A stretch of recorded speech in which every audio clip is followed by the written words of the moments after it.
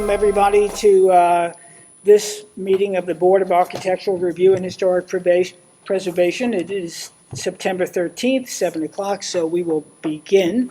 Let me introduce our board members: Peter DeWitt, Sarah Latham, Mark McIntyre, John Gregory, our counsel Alice Cooley, our recording secretary Derek Highsmith, and Kate Styler, our videographer. So since we have a full board and a quorum, do I have a motion to begin the meeting, to open the meeting? So moved. Okay, all in favor? Aye. Okay, so you're here for the duration, folks. A couple of announcements, or at least one in particular. We, like the Board of Trustees, will be returning, unfortunately, back to virtual meetings beginning on September 27th, assuming we can work out the logistics. This is done for public safety reasons. The pandemic, regrettably, is still with us, and we hope that changes, but for your safety and ours, we will be going to virtual meetings. We will be asking that the applicants submit digital files that match what they submit to the building department for hard copies. We're seeking to avoid the problems that we've had in the past with screen sharing and also inconsistencies between what may be presented and what's in the file. So that's a heads up. We'll be working that out with counsel and the building department so that the proper notifications go out and that we can do it. We'll, as Alice, for those who are not here viewing, we're going to change the order just a little bit in recognition that Jeff Blinkoff will be sitting in, as Alice recuses herself, right, on one of the applications. And so I'm going to call 550 Hill Street LP, 550 Hill Street, seeking a certificate of, this is within the historic district, a certificate of approval for demolition. Now, I'll let you announce yourself, and then John, I just want to make one brief statement, if I may. So John, introduce yourself. My name is John Bennett, Bennett Reed, 212 Windsor Lane, Southampton, New York, and I represent the applicant. Okay. Now, on second thought, I'm going to let you present, and I'll hold off on my comment. Where is our counsel? So, I'm sorry, Jeff Blinkoff. He is on the video. Jeff, you want to say hello, or oh, there he is. Oh, let's make sure. Oh, okay, he's frozen. We hope, and not deceased. Hold on a second. Jeff, are you there, at least by audio?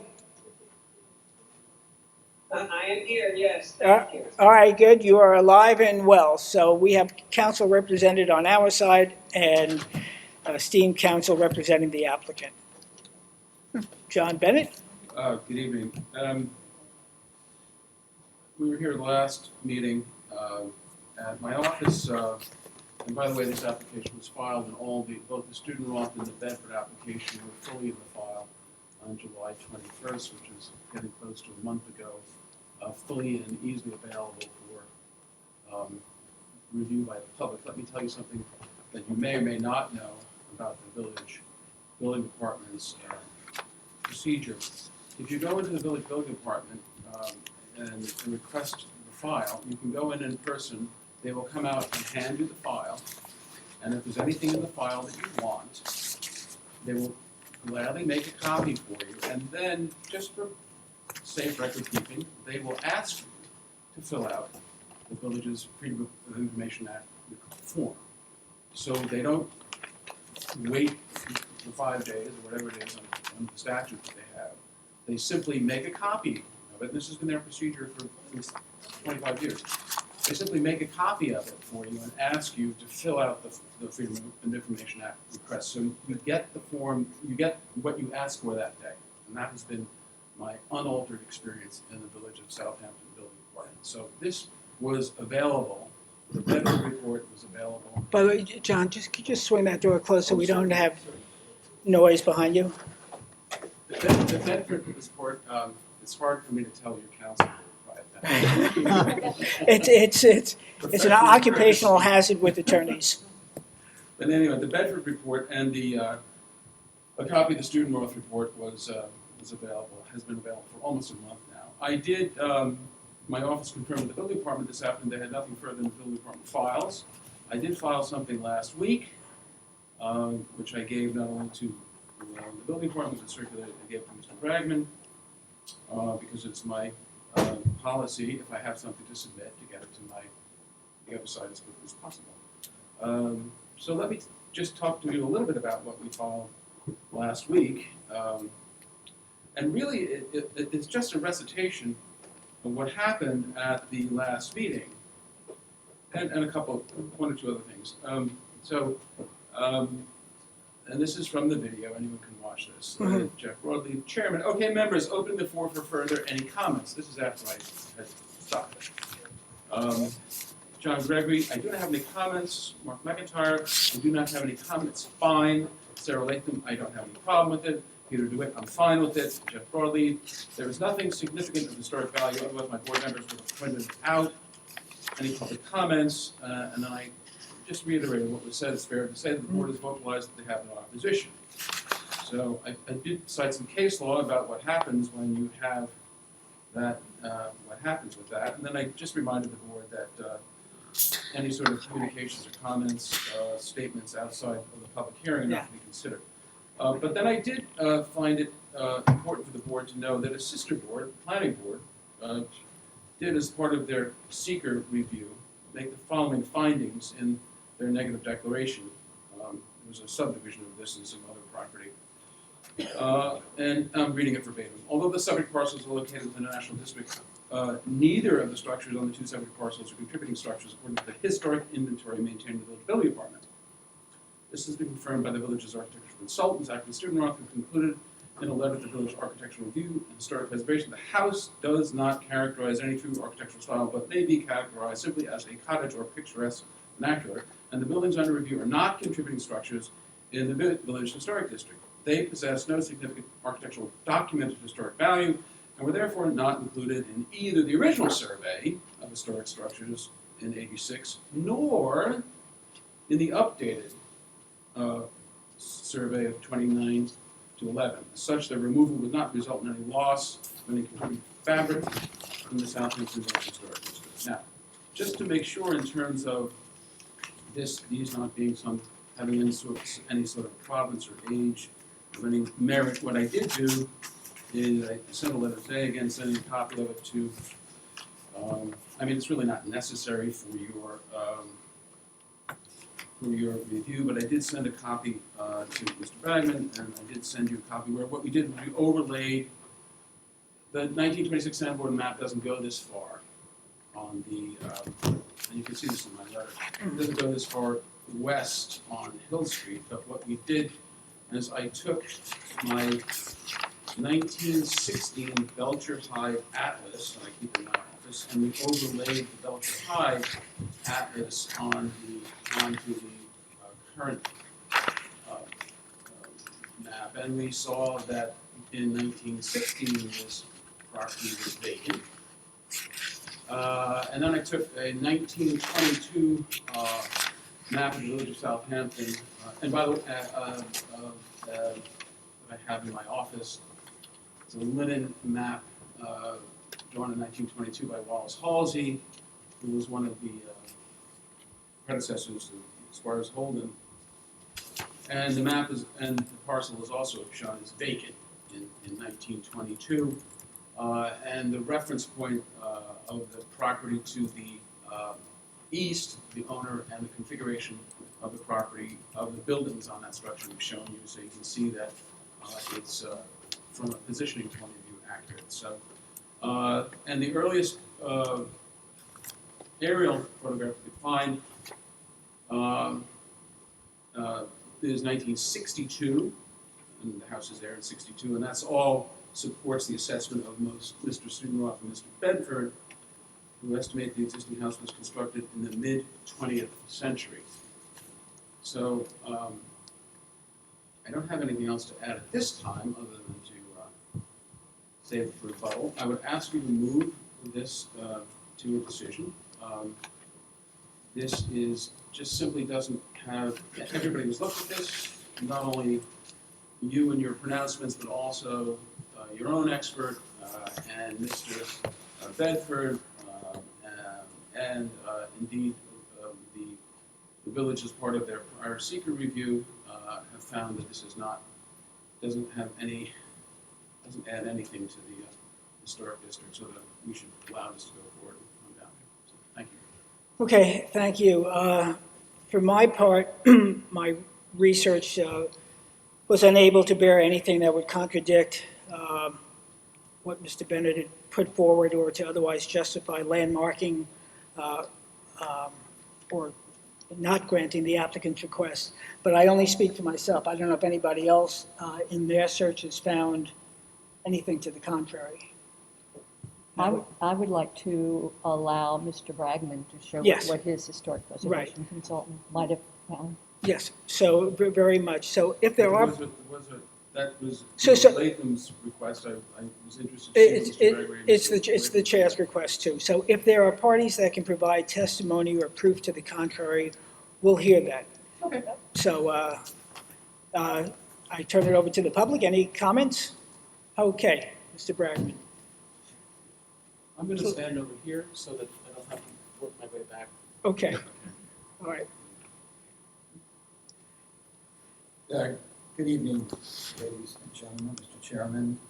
I'm Jeff Bragman, 15 Railroad Avenue. I represent two neighbors to the subject property, Eric Ruttenberg and Nick Aquavella. Mr. Bennett just told you that he got his paperwork to me as soon as possible because that was the right thing to do. I just wanted to let you know that as soon as possible was 4:10 this afternoon. That's when he sent the documents to us. And my recollection and my notes show that this case was adjourned solely for the purpose of allowing the neighbors to put in papers about the status of the building.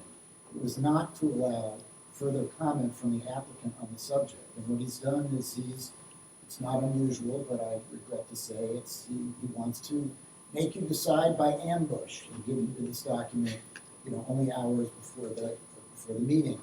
And I don't want you to think that I came in here unprepared. I am prepared to talk to you, but some of the items that he's mentioned in his paperwork, I really need to have more time to answer. And it's not my fault. It's the fault of Mr. Bennett. He knows that that's not what the adjournment was for, and he gave me notice a couple of hours ago. I'll withdraw Okay. that. I expected let's- that, and I really would ask the board to not have Mr. Bennett interrupt me. No, he won't. This is how he conducts Right. himself in the No, hearing. It's not productive. John won't, and you can go on. But I will also make the point, Jeff, that you and your clients also had the same amount of time to submit your position. So to the extent you have, I haven't seen it. So Right. we're in a bit of a glass house here, so let's not No, throw no, we're stones. not in a glass house at I all, deem, Mr. Chairman. I deem that you are. Let's hear your point. Excuse me. Yes. I really I will present what I can present. Okay, But there, on the issue that Mr. Bennett's letter addresses, the mapping, I need more time to answer that. He's kind of surmised information based Okay. on putting to me. I'll grant you that. Okay. Continue. I can tell you that I've spoken to two state officials who regulate the Southampton Village Historic District. Jennifer Betzworth is a historic preservation analyst at the New York State Department of Parks, Recreation, and Historic Preservation. That's the office that regulates historic districts. And she is the Survey National Register representative for Long Island. I have an attachment to a letter that I was prepared to give to the board, but I don't want to give it to you because part of it will be affected, and I must examine the information that Bennett has given us today about the mapping. But I'll tell you what we've learned. I also spoke to Linda Mackey, who is a historic preservation analyst and a certified local government representative for Eastern New York, responsible for community engagement. Ms. Mackey recently conducted a training session here in the Village Hall on preservation in the village of Southampton. It's on your website, posted on February 20th, 2020. I have given you an attachment in this letter, which I would prefer not to deliver today because part of it needs to be adjusted to encounter Mr. Bennett's tardy submission of evidence. But Ms. Bedsworth sent me an email dated Tuesday, August 24th, 2021, a copy of which I have here. And I'm quoting the relevant part, and it says, 550 Hill Street is noted as a contributing property to the Southampton Village Historic District in the original nomination. Nothing about its status has changed since that time. In addition, as Mr. Bennett's consultant conceded in his letter that he wrote to you, there is correspondence from Eric Kuchar of the Office of Parks, Recreation, and Historic District dated 2014, in which Mr. Kuchar unequivocally identified the property as a contributing property. And what I want to tell you is that the failure of Mr. Bennett's consultant made a comment that, oh, the fact that you didn't later amend your ordinance to include this property shows that it wasn't valuable. The fact that the district ordinance didn't include 550 Hill Street is meaningless. It's unnecessary to amend the local historic district ordinance to include all the contributing properties. It's not done. And it's therefore pointing to the fact that the statute wasn't amended is irrelevant to the status of the property. There is documentary evidence in the state records that this building is a protected building. New York State maintains a statewide cultural resource database of historic properties, projects, and surveys. The Division for Historic Preservation describes that service as its flagship online resource, which supplies individuals and communities with information and tools to support the preservation of New York's historic heritage. It's called CRIS. CRIS is an abbreviation for Cultural Resource Information Service. The CRIS system depicts a map of 550 Hill Street as a contributing historic property within the Southampton Village Historic District. It is specifically labeled as a contributing property. It is also labeled as the Oswald Hanhausen House, circa 1910. It's unclear whether this is that house or whether the site is that house, but it is unequivocal that it is identified in the CRIS system, which is the formal state record, documenting your local historic district as a contributing property. The page states, and I have a copy of the page in the letter, the page states that the parent USN, the Southampton Village Historic District, I'll tell you about USN in a minute, and it has another entry that says is contributing, and across from that line it says true. Attached, so I have an attachment that shows a 2-page printout of the screen capture of the attachments to the CRIS report showing the historic district nomination, and it contains a map of the property, a description of the parent USN, and a statement again that it is a contributing property. Now, the USN number is an abbreviation for unique site number. It is an identifier that the state attaches to every identified cultural resource reported on its flagship source of records, CRIS. The summary USN report for the building located at 550 Hill Street also identifies the building as contributing and indicates that it is state board approved. It also indicates that the building is unaltered. And I have an attachment that I'm prepared to give you once I get a chance to fairly respond to his tardy submission of documents. The unique site number is also linked to a mapping program. So the contributing and non-contributing properties specific to the village of Southampton are mapped in state records. So you don't need to dig through these records, which are sometimes missing. I'm not sure why, but I've encountered it on this case. Excluded properties on this map are indicated with hatch marks. So if you're excluded as a contributing property, that site is hatched true, okay? The map clearly depicts 550 Hill Street without the hatched lines for excluded properties. And I also have the attachment printout that I can give you on that. I'm not sure about the identity of the house as the 1910 Oswald Hanhausen house. It certainly was the site for that house. But there is no evidence that the house has been modified since 2014. And 2014 is when Eric Kutcher, who was an employee, an analyst at the Office of Parks, Recreation, and Historic Preservation, identified it as a contributing property.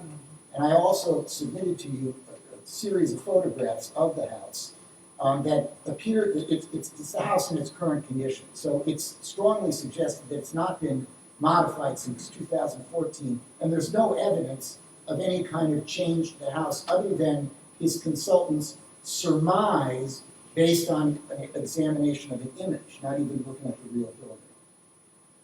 Another comment that his historic consultant made was that, and Mr. Bennett announced in sort of a shocking violation of a rule, is that the house appeared to be outside the period of significance that the village uses in its historic district, and the historic analysts that I've spoken to at the Department of Parks, Recreation, and Historic Preservation indicated and stated that the period of significance is meant to be flexible. It's not a hard and fast exclusion, and it can be expanded at any time to include additional structures of interest.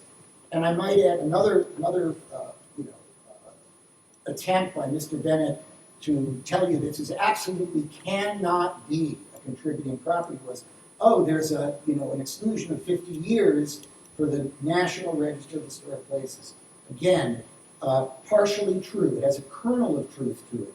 But the fact is that the fact that the National Register has a dated exclusion period has no connection to your local historic district whatsoever. You don't need to even have been in a local historic district to be on the National Register. So there's absolutely no connection. This is an attempt by Mr. Bennett to suggest to you that there's some hard and fast rule, you shouldn't look at this house, you shouldn't consider it, because there's inflexibility, you can't do it. He wants to put blinders on you. He hasn't referred once to any of this documentation that's on the New York State official records for your historic district, because he wants you to have blinders on and he wants you to casually demo the building, and it's not appropriate. I also wanted to say that it is not uncommon for local historic district documentation to be spotty and missing documents. It happens, and in fact, the New York State Department of Parks, Recreation, and Historic Preservation is attuned to this to the extent that they provide for certified local governments, which you are, they make you specifically eligible for grants to assist with the work in updating your documentation on your local historic district. So, in sum, there is substantial evidence in the state records. I have correspondence from the state official responsible for maintaining these records. He cited a letter that came out in 2014, which unequivocally said it's a contributing property. And I am asking you for the courtesy of more time to answer his allegations here about the way he layered on maps and doesn't know, and the first picture he saw is in 1962. I think that deserves an answer. Also, if I can impose on your time, and I know your attorney has a time limit, John Bennett, Mr. Bennett, has repackaged an argument that I've seen him use in case after case after case. And what he's telling you in these papers that he served on me at 10 after 4 today, that you shouldn't even listen to my clients because they don't have standing in front of your board. And that is an absolute misstatement of the law.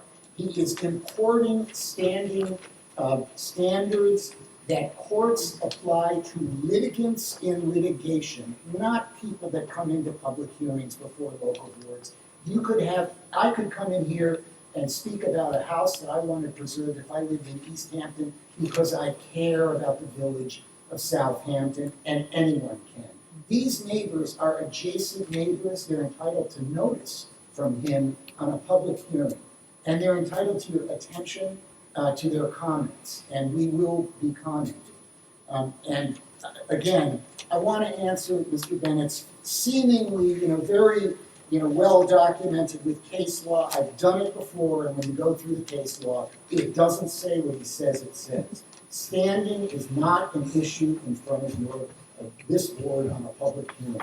And I might add, just as an aside, there are often issues in our small little villages and towns that affect people outside the towns, and often non-residents will come in and speak. And you know what? They're entitled to be heard, and it's a good idea to listen to them because they may have some good ideas. The town of East Hampton right now is engaged in some hearings on its local airport, and as you probably know, there are people outside that want to be heard. That's what I have. I do request an adjournment. There's absolutely no excuse for Mr. Bennett to drop the hammer on you and say, oh, you've had this since July and you had to decide it. He didn't have to give me those papers at 10 after 4 today. He did it on purpose to ambush me. I would request an adjournment. I'll limit it to just what he said. Let me speak. So, I'd like to respond no, before you no. act. Right. It's very I'll give you. Absolute Would you factual. like to let the chairman Yeah, speak? I will. Yeah. No. Guys, please. I'm going to end it all if we continue with this. Okay. Got up at 4:30 in the morning thinking about this stuff. I'm not going to sit through arguments and BS. All right. We're going to handle this properly. Now, so tardiness, as I said, perhaps is on both sides. Jeff Bragman, you put this board at a disadvantage by submitting papers that you've had 2 weeks to prepare. This board is lacking the knowledge that you present, which we respect. At the same time, Mr. Bennett has prepared stuff. Was he late in getting that to you? Perhaps. It doesn't really matter. You had your task. It wasn't done. John had his task for his client. It was done in the time that he did.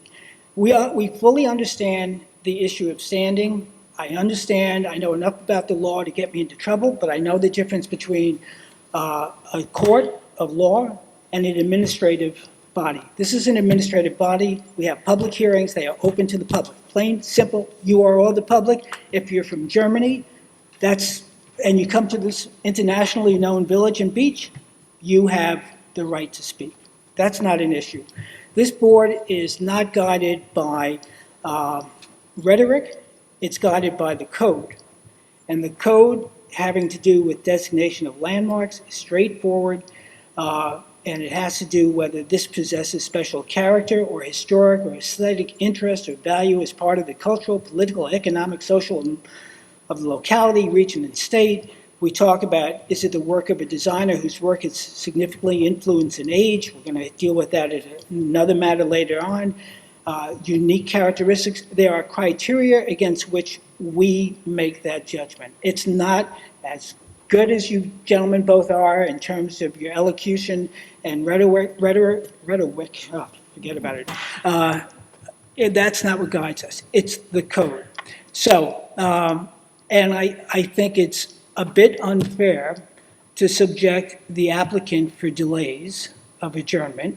On the other hand, this board does want to be thorough in its review. So I'm left at a bit of a loss. I'm inclined, after John's rebuttal, Jeff, you'll have your chance, and you'll have your chance to rebut Mr. Bennett afterwards, but I'm inclined to close the public hearing aspect of it, and if you want to submit a brief, you may. I'll see if that's, if that works for everybody.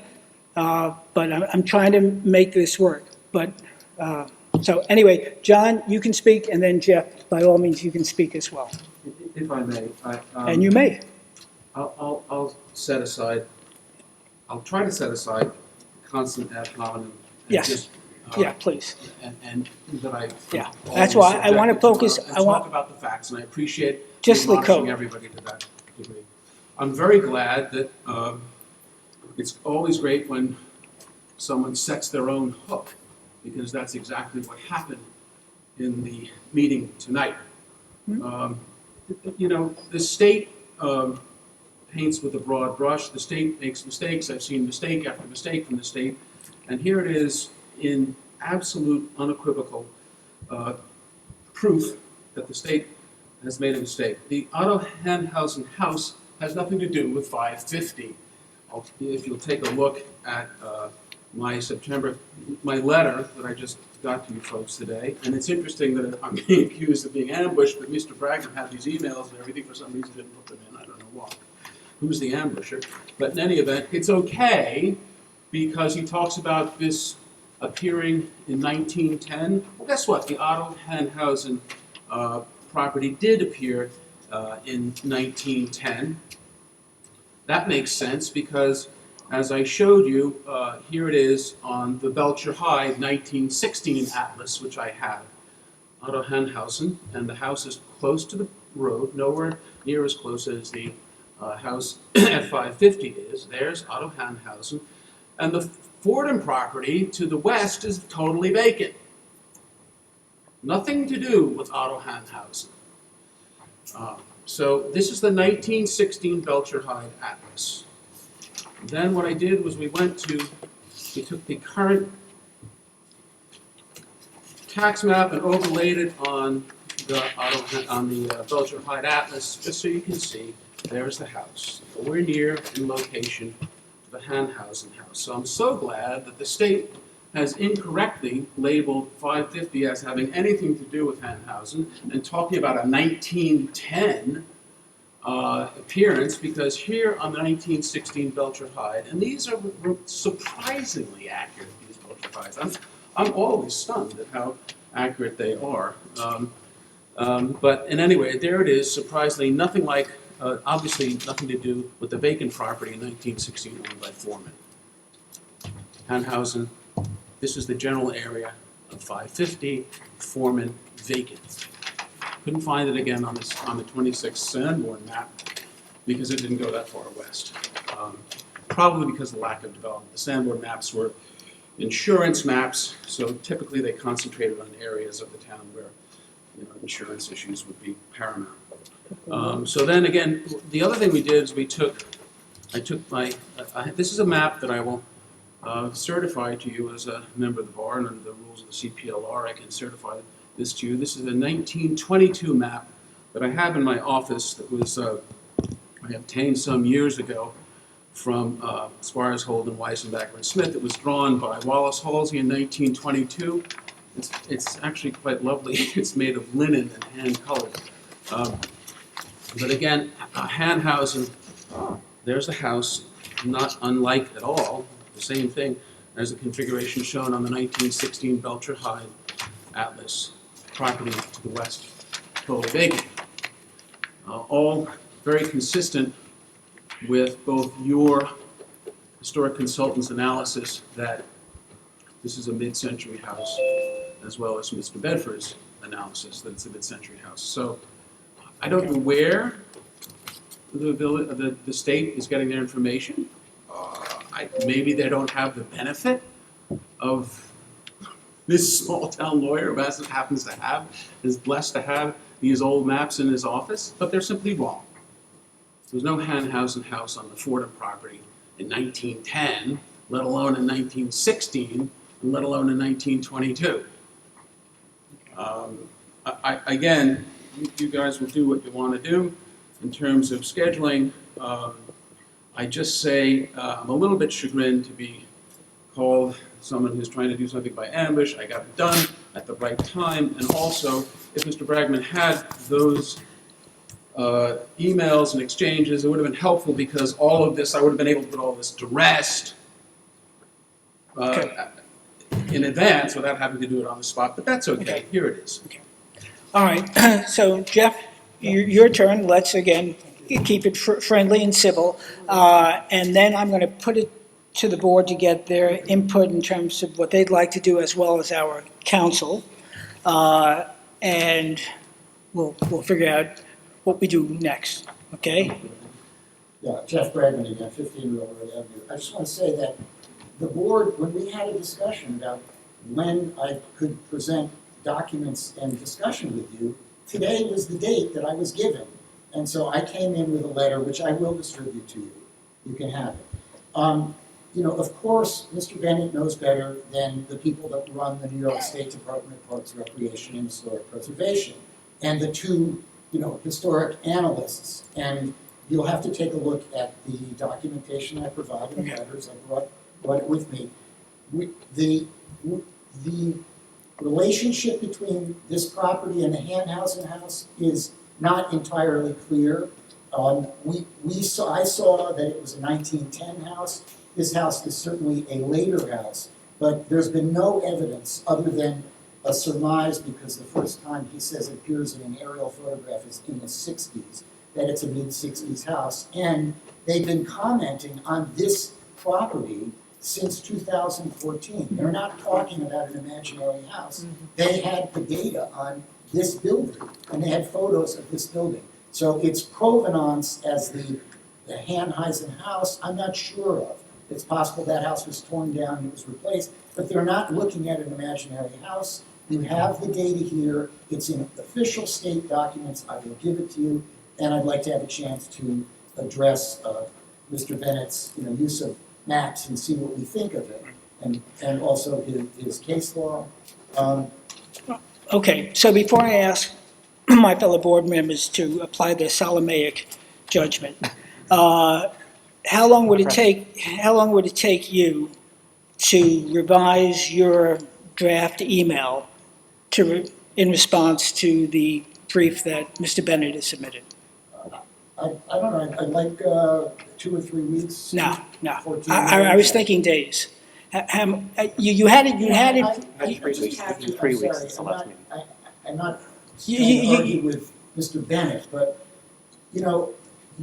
this board told me that this was the date for me to. This board also, Jeff. this board also has a standing practice, which we've repeated, and we're both a little guilty of it, is that submissions have to be in the Thursday before the meeting. So, again, That's not what we said when we were here. we've said it so many times that I don't feel the need to repeat it each and every time. I'll take whatever time you give me. What am I, you're gonna tell me Well, what time it is, so I'll take it. If you could have it, you said you had it already drafted, you just had to make some revisions. I'm gonna give you. But the letter but that you've said that is incomplete because you wanted to make revisions. I'll So, give you so, an addendum. so I don't want to see something that's not fully baked. I'd like to see it. Okay, well, then submit it, it'll be in the file. And Jeff, if you have to the end of this week to supplement it based on your response, and John, you need, what, a couple of days to respond to that if need be? It's a holiday week, yes? Excuse me? Yom Kippur? Yeah. Yeah, okay, well, What can I tell you? I know. You didn't. Yeah, no, I should know. All right, Jeff Bragman. Could you get me Monday. past, can you get me past I think the holidays? Okay, so if I have to tell you, that's, He has to tell you, he doesn't need the. no. All right, anyway, let's not get into looking at the Hebrew Do you want to calendar. hear whether I'm fast or not? Okay, yeah, well, that's another story.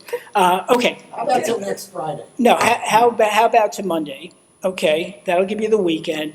John, you've got a couple of days. We'll have Thursday. everything back in the Thursday Monday, before the Thursday. next meeting. Okay, if everybody's okay with that, we'll adjourn it till then, okay? See the letter. Okay, which you, No, I think No, he just No. offered it. This Okay. is absurd. He's No. got the letter, he not only wants. boys, No. We'll okay. get it on Monday when I've had No, a no, chance. no. to- Oh, what is Okay. that, Sarah? He offered to put it in. He offered, and he withdrew it, John. Oh. John, That's let's, just absurd. I'm the ambusher, he's No, got something he's telling John, you about, John. but he doesn't want to put it in there? at first, Yeah. at first I said, I You're didn't, lucky, I he's didn't lucky want- you're giving him time. he has time. Let him, Monday submitted, and that's it. John, you've got your chance. I totally object to that. He's got stuff in there, he says emails back and forth. Please, I'm He trying, said I'm he was trying gonna to, put it in. No, I don't wanna give it to you, John. Despite the fact that I've given him everything in time. Hold him to the same okay, goddamn okay, I would standard. argue Okay. the on-time part of that. So- Mr. Chairman, Yes? Oh, yes. Oh, good, thank you, Mr. Blinken. Yes, Jeff. The other Jeff. Chairman? Yes, please. Yes, Jeff. May? Yes, of course you may. Thank you. It appears that the chairman is making a suggestion to clear up the record, clarify the record, and is giving each party sufficient time to respond. So Thank you. I think That's that what I would expected. protect the Okay. record for both sides. But, And it seems that it would be reasonable under the circumstances to let it happen. And I'd like till Friday then, since he's, part of my if you agreement, want till Friday, you've part of got my to. agreement was that I thought I was gonna see it Okay, tonight. you each have essentially 5 days, okay, inclusive, you get a pass in terms of the hand. holiday. In hand, So, in hand, correct? In hand. in the file, and the building department will, 'Cause I know how to open Sure. it up and get it that day. That's right. good, all right. Thank you. All right, so let's be clear. Jeff, your response by by Monday. John's response, what do we say, by Are we- Friday? Monday for, close of day? Let's be specific. Monday, close of day? Close the day, or- close the day. Yeah, close the day. Close of day on Monday. You're gonna have your response, close of day on Friday? Okay, good. I can have it And then- earlier. And then we have a if board you meeting help with the what he was gonna following, give you. Monday? Do we? 2 weeks from today. 2 weeks from today. So that consumes 2 weeks, correct? Yeah, okay. All right, thank you. At the mutual request and board suggestion, it's adjourned. Do I have a second on that? To our next meeting, all right. Yes, Jeff? Mr. Chairman, Yes? I apologize, I did not hear. Was there then a motion confirming that that will be the schedule and the matter will be adjourned, please? Yes, the matter is adjourned. There's a motion to adjourn to the next meeting, during which time the Jeff Bragman, representing the opponents, if you will submit a brief by a week from today, in other words, following Monday. And Mr. Bennett, representing the applicant, will have until that subsequent Friday to respond. And you're closing the record subject to that. Is You're there a closing the public second? hearing. You Uh, said you were gonna close the public hearing subject to written submissions. Those are the written submissions, correct? I believe there's a motion Yeah. before the board. Right, There's right. discussion on the motion, Mr. Blinkoff. Hold on. Hey, Jeff Blinkoff.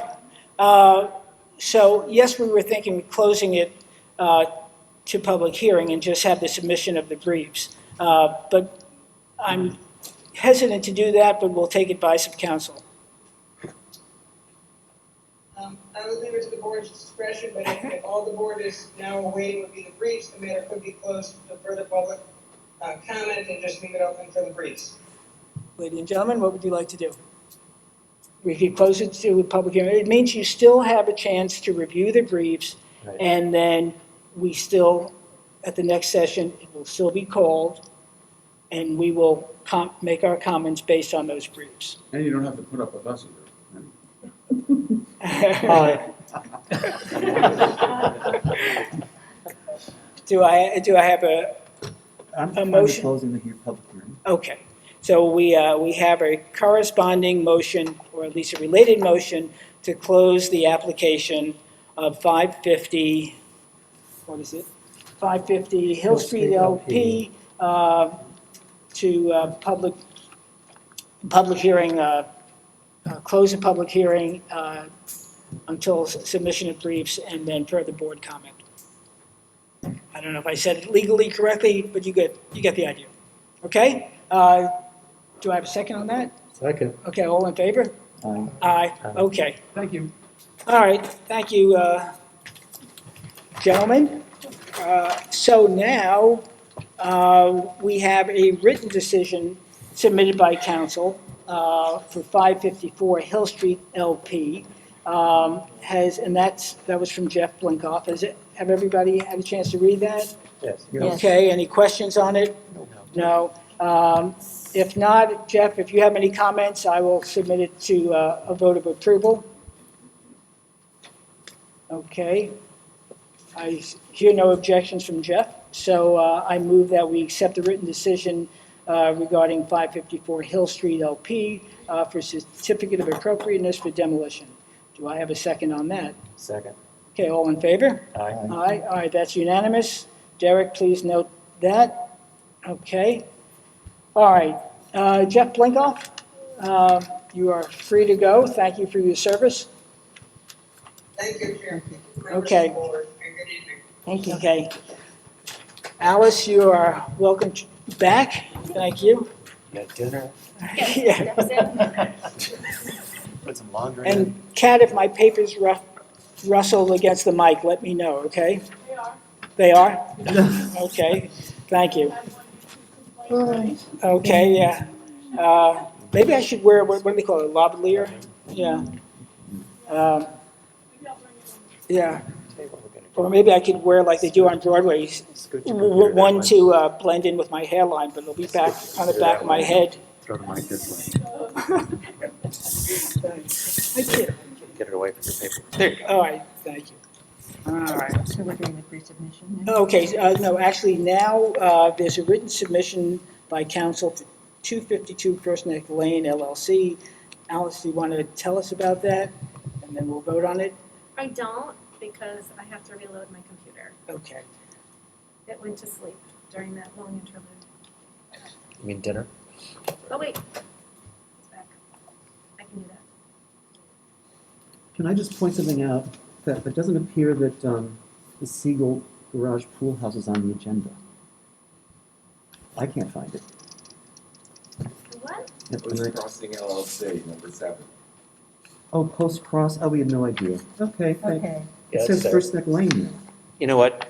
No, the paperwork was stuck to two different issues were stuck together in the same paper pile. Okay. It took me a minute to figure that out. Okay, Yeah. Thank you, Thank you. sorry. Because the Post Crossing House pictures were attached to Okay. another file. gotcha. Got it, thank you. Okay. You want me to talk about the 252 Yeah. First Neck Lane? And you know, as you're talking, I realized that I'm the only one in this room without a mask, and that is not proper. Do you I need have one? an extra, I think. Here. So, There's also a whole bunch in that first draft. okay, New one. thank you. Thank you. And folks, if you have problems hearing me, tell me, and maybe I'll revert back to no mask, although. Okay, so this was a request for a certificate of appropriateness for construction of a detached garage, a pergola, an alteration to an existing accessory building, I believe, which was also a garage. The board considered it harmonious. Okay. Yep. And has everybody had a chance to read it? Yes. Okay. I move then that we accept the written decisions submitted by counsel for 252 First Neck Lane LLC. Do I have a second on that? Second. Second by John. All in favor? Aye. Aye, Derek, that's unanimous, written decision there. Okay, now we're going to go to a pre-submission conference regarding Four Fountains LLC, 660 Halsey Neck Lane. And ladies and gentlemen, okay, hold on 1 second. Bear with me a second, please. Okay, so for the benefit of the public, let me explain, and those here. This is a conference to provide feedback to the applicant. The application was previously denied. The applicant requested a conference before the board, which is within their right and within our authority. It is not intended to design the property, is not intended to be represented pre-approval, but it is a public work session. Now, it's a public work session. That doesn't mean that it's open to public comment. It's purely a work session.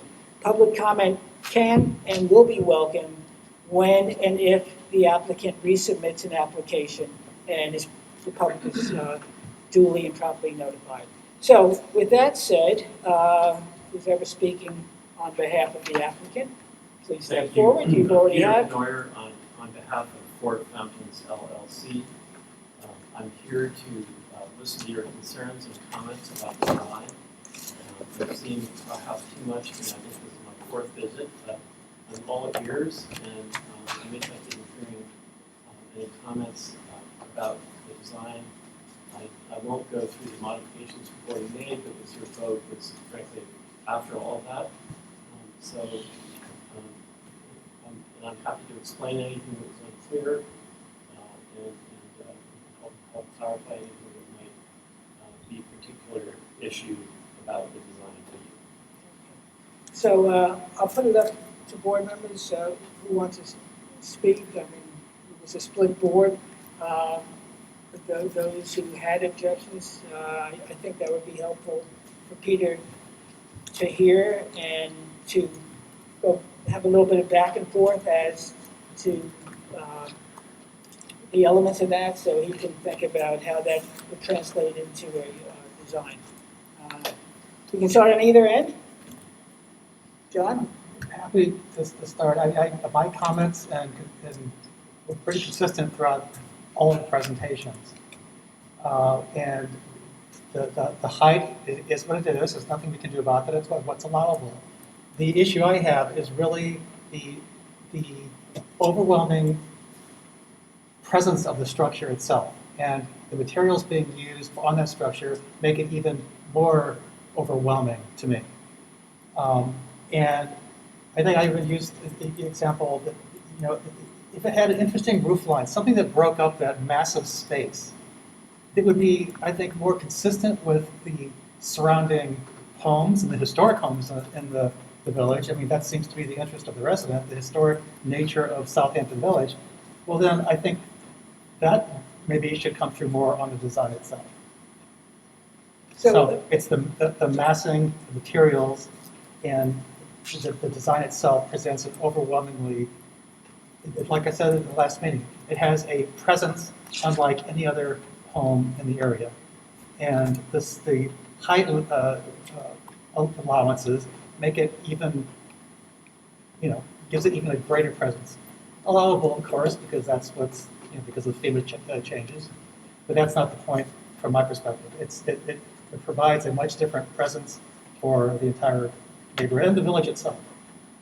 So Peter, in as much as this is a work session, if you need any clarity beyond what any of us say, you're free to have a dialogue. Right. I mean, and I don't think it's helpful for me to explain too much, but I mean, the materials were based on a palette that we felt was soft and natural.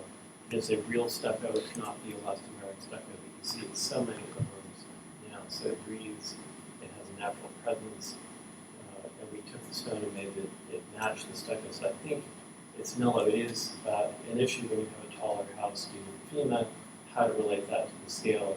I think the parking court helps that. We did actually slide the parking court west before the... I mean, from my perspective, I don't even care about the parking court anymore. The integrity of the property has been destroyed with the demolition. That's all water under the bridge. So I don't care about the courtyard. I don't even care about the trees anymore because the house as designed it looms over the landscape. I have photos of my own that I've taken when the cherry pickers were out that pretty much prove that to me. So to me, it's just about the design of the house and its overwhelming presence on that particular lot, given the surroundings. So Can I put one of the renderings down so Yes. there's something Sure. up on the Yes, screen? actually, that'd be nice for the public, thank you. So your concern is related to scale and massing? Yes, okay. Okay. If you could turn, I've made that clear. if you could turn them toward us, the Tab on this camera property. comes toward us, thank you. Okay. So I think that's, I just wanted to show you so I hear you and thank you for your comments. I know you were particularly concerned about the porch, and that is gone, but that doesn't, Yeah, the porch, that doesn't answer your... that's what the porch is to me is a minor issue compared with the overwhelming presence of the house itself. Well, Peter, you have a lot more grace than I have displayed in meetings before board, so I thank you and applaud you. I was equivocal in my comments over the past hearings. I accept the FEMA, the height of the house and the mass of the house. My issue from the beginning was a Roman porch and the loss of an iconic entryway, an iconic vista. Yes, it's gone. I was hoping we'd get something that would remind us of it, bring it back to us. That's why I objected to the porch. It was a relatively vernacular, a combination of the grand and the vernacular. My mistake last time, the last hearing, when I applauded the removal of the porch, was I wasn't quick enough on my feet to wonder if you couldn't reduce the staircase now that's not supporting a porch. Either by removing the outer bays or by doing a double pier, with a smaller flanking bays. I guess I have to, I'm giving up I don't think your environmental consultant has been completely forthcoming. The letter submitted from Albert Putnam had a red herring front door. There's nothing in the code. And his attachment, what his letter referred to, had nothing about it. There's no such thing as front door. It's building access. And as you know, I've been encouraging to lower the front door for scale, not for size, for scale. Now, you have employed those same techniques that you said you could not do at the front door on the side entrance, because, of course, the entrance is, the breezeway is being wet flood-proofed. That I found very irksome, that the very techniques you're employing on the back entrance, you refuse to employ on the front entrance. So I find that frustrating. So, and then the other thing I've objected to consistently, I don't like the new straight shot to your service entrance. This property has grandeur. I don't want to see it. Why can't you reuse the service drive off the LA that goes to the north and use that and just get rid of that curb cut? I mean, and by the way, you're looking up a 4-foot incline as well because you've raised your garage, which because you don't want people climbing up 12 feet to the house, now it's 6 feet or 8 feet or 6. Anyways, it's 4 feet less in the front.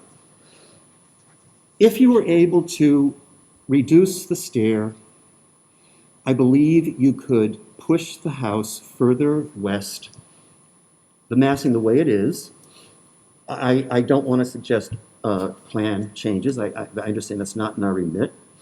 The house the way it is, shift it west, and we'll get it away from the neighbors who are the ones who have been, it could help mollify them. So those are my recommendations, that you retain the existing service drive up the main LA, close off the second curb cut, see if you won't lower the front door, please try to reduce the stair to make it a more domestic scale. I just want to point out one thing about the stair that I hadn't really explained well before, which is that it's getting you up to that height sort of through a series of garden terraces. I know. And so it's tough to, if I reduce it, I feel it might look too much like a stoop. No, because when you start the stair closer to the front door, it's going to end further away from the driveway. That's what I'm talking about. The plan will, okay? And maybe that would help with some of the neighbors' objections. I don't feel that I can comment anymore on the mass. And by the way, I happen to think the style of the house is very nice. I like the stucco. I like it. So those are my objections. And I apologize I wasn't clearer the last time. I just wasn't quick enough on my feet. Thank you. Well, the main entrance now has gone from the alley with the trees, basically to a curb cut up to the north elevation. That now is the entrance, right? No, they absolutely intend to use the alley and the front door. If I could interrupt, yes. I find that hard to believe when the steps, when there'll be 8 less steps on the north entrance than there are. In the back, you still have to go up steps. Anyway, I know, but but no, we feel very strongly that the alley and that. But why would they, Peter? But why would they use it? The kitchen is 1,000,000 miles away from that entrance. It's a ceremonial entrance. The whole thing is ceremonial. That's my problem. Well, we really did want. It'll be nice for the parties, It'll be great for the valet parking. But that's it. I think it's not a domestic view, and that's been my concern, and that's all. Okay. I think when you look down this LA, and we've actually pushed this so far west that one of the trees of the LA is actually in the parking area now, which is, I think, interesting. And but is you that you're, yeah. So, but you know what I feel, and I hear you, I get it. and I guess that's the purpose of Yeah, this. and I think actually moving the house, separating the house from the court by all that terracing hurts. Well, maybe the court is gone, and maybe we should stop calling it a court. So I don't think it is a court. I just think it's sort of Okay. the end of the alley. But the one thing I did want to say is that what's really important to me about that buffer of all those plantings, I did think it started out a little. It had two retaining walls. One wasn't necessary, but it helped to pull that out. It allowed us to plant more. It allowed us to add the trees. I'm not an architect, mind you, who minds having a tree in front of the house. That No, doesn't I'm bother good, me. yeah. I'm happy about that. If it all grows up with ivy, so much better. But I think that buffer is really important so that it doesn't appear too abrupt, that elevation. And I know you don't see it that way, but that's sort of, I thought it was important just to explain my thinking. Well, you're the architect, so I'm But not. you don't really believe that going up that side cut to the north elevation with the garage and basically I know they're not going to be unpacking their groceries, but is the family going to? I think it's a convenience. I don't think it's very visible from Halsey Neck because it's just so planted out at that point. It doesn't have that kind of width of the alley. If we made it as wide as the alley, I think that would be a mistake, but that wasn't our decision. We really made it, I think, very discreet. And Ed Hollander and Melissa and his team really did. They've really packed that with a lot of planting, very tall. To address the neighbors from north, their concerns, it's been planted quite heavily. And even at the back, as you know, that pool has been lowered 18 inches. So I think the north will be largely invisible to anyone at all, even in the winter. I think it's pretty much. But I hear your comments. Like this is helpful, right? And you don't think that walking up those monumental stairs when you arrive, I know we're not supposed to talk From our about. perspective, that's not really the issue. But the issue is that it's monumental. Exactly, well, that's what. However they use the Yeah, the house itself. Yeah. It's a real puzzle because if it weren't, I don't really agree with the characterization of monumental. I think it's broad, comfortable stairs. They're deep. They have a relatively small rise and a deep tread. But making more of it in a way tames it because it's not like you're going up 10 feet on one straight run. So it's comfortable. There are landings. The landings have all these plantings. So it's a paradox because I think what you're pointing to is you think I've done a lot, but I think I've done a lot to make it look like sort of less and more comfortable and more welcoming than it would be if it were a public building. I think the steps would have to go straight up. I think it would be very odd in a public building. No, we wouldn't want that. We wouldn't want that, I understand that. Yeah. But it's challenging, and And there's just I just have a practical question. Sure. You have an elevator in the body of the building, but it doesn't begin at the ground level. No, it does not. No. And it cannot. Exactly. And nothing. The FEMA rule is pretty. Anyway, and I know Peter DeWitt, Mr. DeWitt, you're frustrated with my expert and my whole interpretation of it, and I hear that. I finally get it. Thank you. And but I can't. Of course, I have to be with my client. You have a think client, about I all understand. these things. So it's helpful that you have made this time to explain what your thoughts were. I think I understand. Let me give my, it's a bit of a summation, or at least bring it together in my mind. There are issues that my fellow board members spoke about: scale, mass, and design. Those three are interrelated, and they're all relative. And what I come away with is that the combination of those three elements, which are all within our purview, result in a building that is, some call it monumental. I'll use a different phrase that's perhaps less value. Judgmental. Judgmental. That's what we But do I mean, here. that's what we do. But one in terms of architecture is that I think what I'm hearing from my board members is that this building, even though it's on a lot of property, lacks human scale. And human, let me just finish, Peter. And human scale is relative. It's relative to the architecture, it's relative to the massing, it's relative to the design. And I think what's been consistent about in the comments, and those three things interrelated, is the lack of human scale. And that human scale has nothing, doesn't know anything about FEMA. Ancient architects were dealing with human scale before FEMA was ever thought about or in the parlance. So, FEMA is something we deal with. Human scale, how we design a building that is acceptable and is scaled in such a way that meets your client's wishes in terms of its suitability as a living space, yet at the same time meets the board members' concerns in terms of its appropriateness for the neighborhood.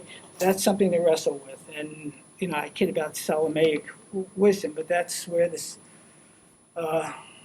Solomon, the architect, has to apply. But FEMA is it's just something to deal with, but FEMA doesn't design the property. Architects do. Can I make a quick note? Yes. I don't think that we can, correct me if I'm wrong about this, but I don't think we can ask the applicant to eliminate that service drive because it's right on the wetland. I mean, they've got wetland permits that they've either applied for or already have.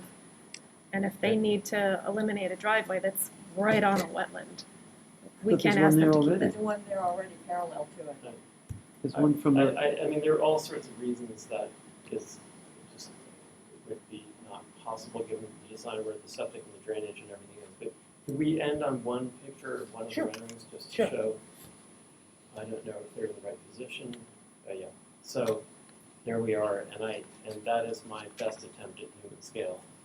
That's what I'm saying, and I think the house will be soft. I think it's so far set back from the LA. I think it has a simple and well-proportioned palette, and it is the narrow end. Believe it or not, it's the narrow end of the house. If you look at your package, no, I know. I've placed the narrowest possible. I know. It has a hall and a bedroom, and that's it, and a front door. So, and we've packed away the original fencing and falcons really carefully. I just don't. I worry that if we were to reduce the depth of that stair, it would sort of loom over the. But what about, I still think it's too wide looking. I'm sorry, I do. It's too wide. That's my judgment. Right. I understand. Understand. Thank you. All right, Peter, I hope that was helpful. If that satisfies you folks, then we look forward to you coming back with a revised application. And Alice, so they can either submit a new application, or previously the board could reopen by unanimous decision the old application or not at this point? If the board was going to reverse their determination, they would have to vote unanimously to reopen. We would have to renotice, and then any approval would have to be unanimous, which I don't think we're going to get there. That's as much work as a reapplication. Yeah. Reapplication is probably the better way to go here. Yeah, I think so. All right, thank you folks, everybody on the team for your patience. I'm hopeful that we'll get a good result out of this, okay? And again, pass along to your clients, we do appreciate their presence and participation the last time. Okay, thank you all.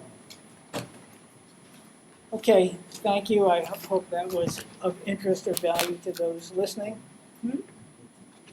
And now, next on the agenda is a demolition evaluation referral. And this is for 130 Powell Avenue. Now, Alice, if I'm correct, this is a new application? Well, it's not an application. Had it been on the agenda before? I'm sorry? It was on the agenda previously, and I think you adjourned a couple of times, right? Yes. That's not an application, it's just a referral. So in terms of the clock ticking, it starts today, does it not? Yes, but we only have 30 days. Okay, so at the end of 30 days, Council, I'll let you explain the rules. Sure. I mean, the board can either decide that they want to designate this property as a landmark, or the building inspector would issue the demolition permit. Okay, so appears that you are representing the applicants. I will let you introduce yourself. Tell us who you are and Sure. firm. Good evening, Mr. Chairman, members of the board. Heather Wright for the applicant. My address is 30 Main Street, Southampton, on behalf of 130 Powell LLC, the owner of 130 Powell Avenue. So that's correct, we're here before the board for a demolition and evaluation referral from the building inspector. I do think this should be hopefully fairly straightforward. The structures, in our view, do not meet the criteria that's set forth on the demolition evaluation form used by the building department. The property, and I submitted some photographs in my submission, I'm happy to put them out if that If you would could. be helpful, sure, when I refer to them. Right. Sure. The premises is on the south side of Powell. Heather, if you can put them on the table, this way Kat can get the pictures of the property. Yeah. Yep. This way the public understands what we're talking about. And, Just the exterior shots are all necessary. Sure. Because this is viewed by millions of people. I'm sure. At least 6 or 7. Yeah. I'm gonna go with more than you think. Yeah, no, actually, it's surprising, and, It's like a reality. It's been always Yeah. a lot of people. yeah, so Closest to the end? basically, Yeah. okay, Yeah. good. Thank you, Heather. Yeah, no problem. But they're facing the right way, so that's good. Is that good? Yep. There you go. I can do something right. Yeah, no, you can Hey, do lots hey. of things, right? Come on now. Okay. As I said, the premises is not in a historic district. It's improved with the 2-story single-family dwelling, a wood deck, and an attached garage. I believe the reason we're here today is because the property appears on the 26 Sanborn map. The lot itself was subdivided in 1987, and the configuration that it's in is what we have today. So it doesn't have any special characteristics or historic interest or value. The structure's been altered over time. I pulled the file from the village to take a look at what was in it. There was reference to 3 open permits in the file. Unfortunately, the permits themselves were unable to be located, but the 2 earlier permits were for fences. The 3rd one was for a 1996 alteration to the home. And while the permit itself wasn't on file, the actual renovation plans were on file. So those were submitted also as part of our initial submission. But you can see that in 1996, this porch addition, and I've highlighted it in yellow on here just for ease, was added onto the house, and it was altered at that time. Although I wasn't able to find anything in the building department records, so I do believe that this front porch may have also been added on. And the reason for that is when you go inside the house, the shingles match the shingles from the top part of the house here, and then it looks like the front porch was put on right on top of that. So clearly the home's been altered over time, and obviously some of the windows have been changed out with vinyl clad Anderson windows. The premises is not associated with any historic person. I don't believe it has any sort of distinguishing architectural styles or characteristics. It's not a 4-square. And I did present, or in my submission, a number of homes on Powell Avenue. You can see it's a variety of different styles on the street. And across the street significantly is obviously an industrial plaza. The premises is not the work of any specific designer with some influence, and it's not a neighborhood or established feature. In fact, if you went to the property, you probably had trouble finding it at first. When I first got involved in this project, I drove down the street twice before I realized where the driveway was, because it's blocked by a number of large hedges, and so it's very difficult to see from the road. So I think this is a fairly straightforward referral to you, but I'm happy to answer any questions that you have. Board members? It is a building that's a contributing building, and it's listed on our historic inventory that was put together and published in 2000. So the survey was prepared by GAI, which was a recognized survey team, and it was funded by New York State, and it appears on that. So the person who was doing the survey flagged it, filled out a form on it, and added it. And I think since it's a contributing building, the idea of having an up or down based on whether it's an individual landmark or the answer is to demolish it is very disturbing to me, because we're losing these contributing buildings left and right, and I don't really know what to do about it. But I needed to point out that it actually does appear on our 2000 survey. Well, and thank you for pointing that out, but in fact, it does not appear in your village records as, at least on file with the village, as a contributing structure, because I did go and check that myself, so there seems to be maybe some inconsistencies there. But I do think the fact that the property has been altered significantly over time is an important factor for you to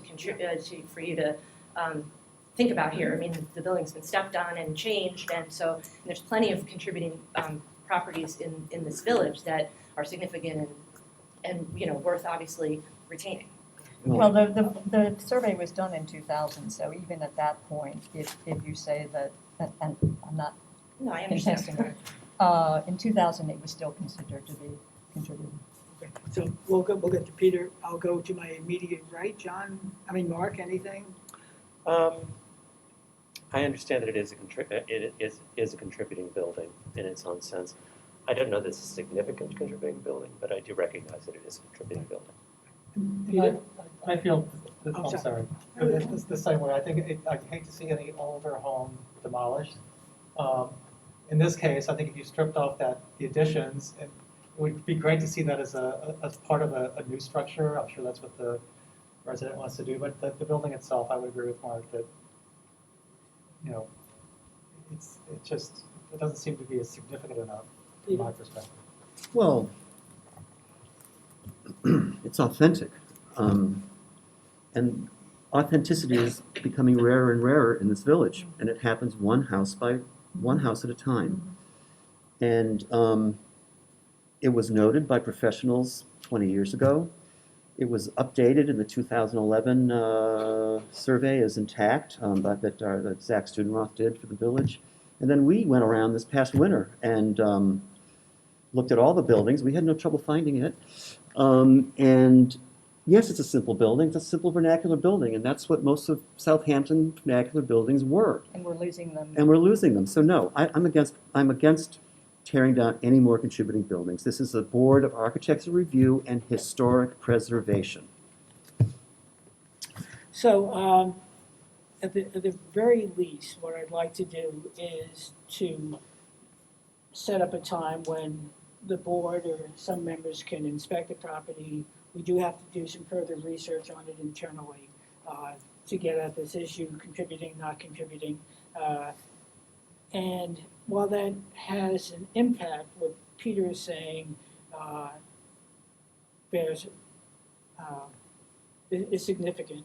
And what Sarah is saying is also equally significant, which is, unfortunately, the way the code is written, it separates demolition from construction.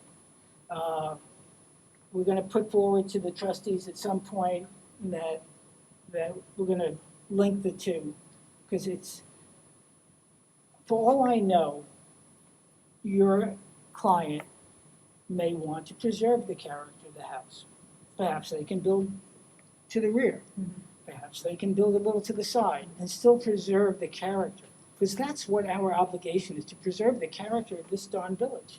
Okay, and when we tear houses down, as Peter was saying, one by one, simply because we have a flaw in the code that says, man, it's either demo or not, that's not fair to the village.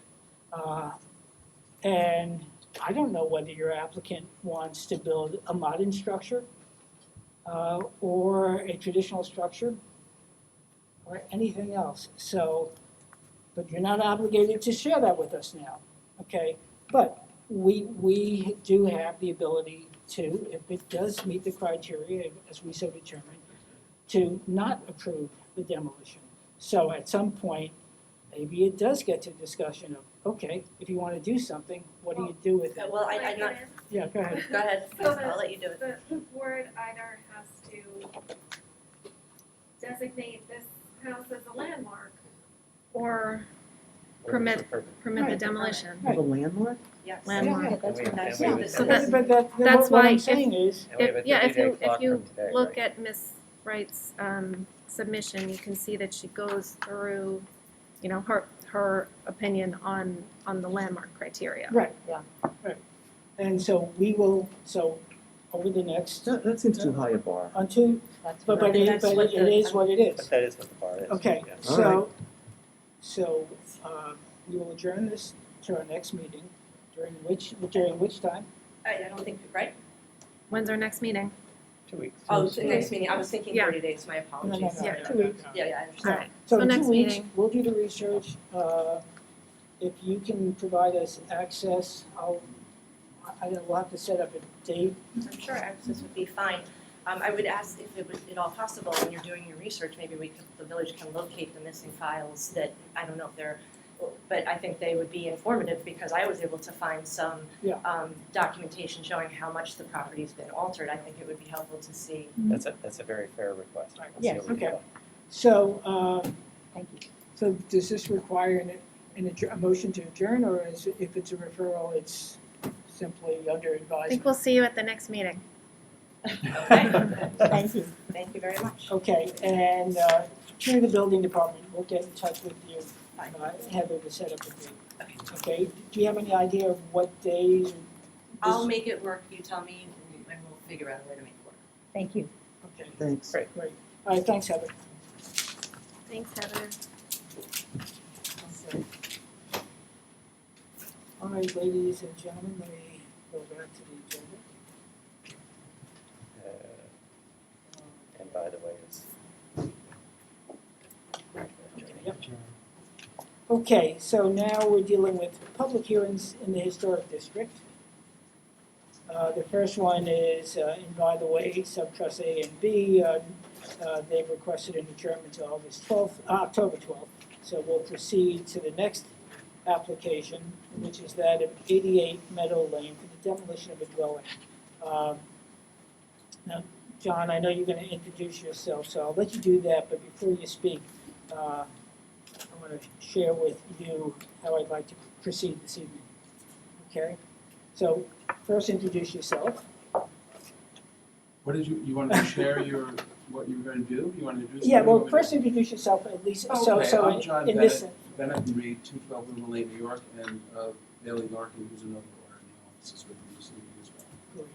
so in that this is the fourth meeting, and that up to this point, the board has been withholding any significant comment pending review of a consultant's report, which we now have. I'd like first to share that report with you and the public. You may already have a copy of it. Nope, okay. So let me share them. When was it received? It was received Friday at 4:30. It was submitted this morning, so, you know, again, we're not, so, let me tell you how I'm going to proceed. I think everybody will be amenable to it. So let's review the findings of the report.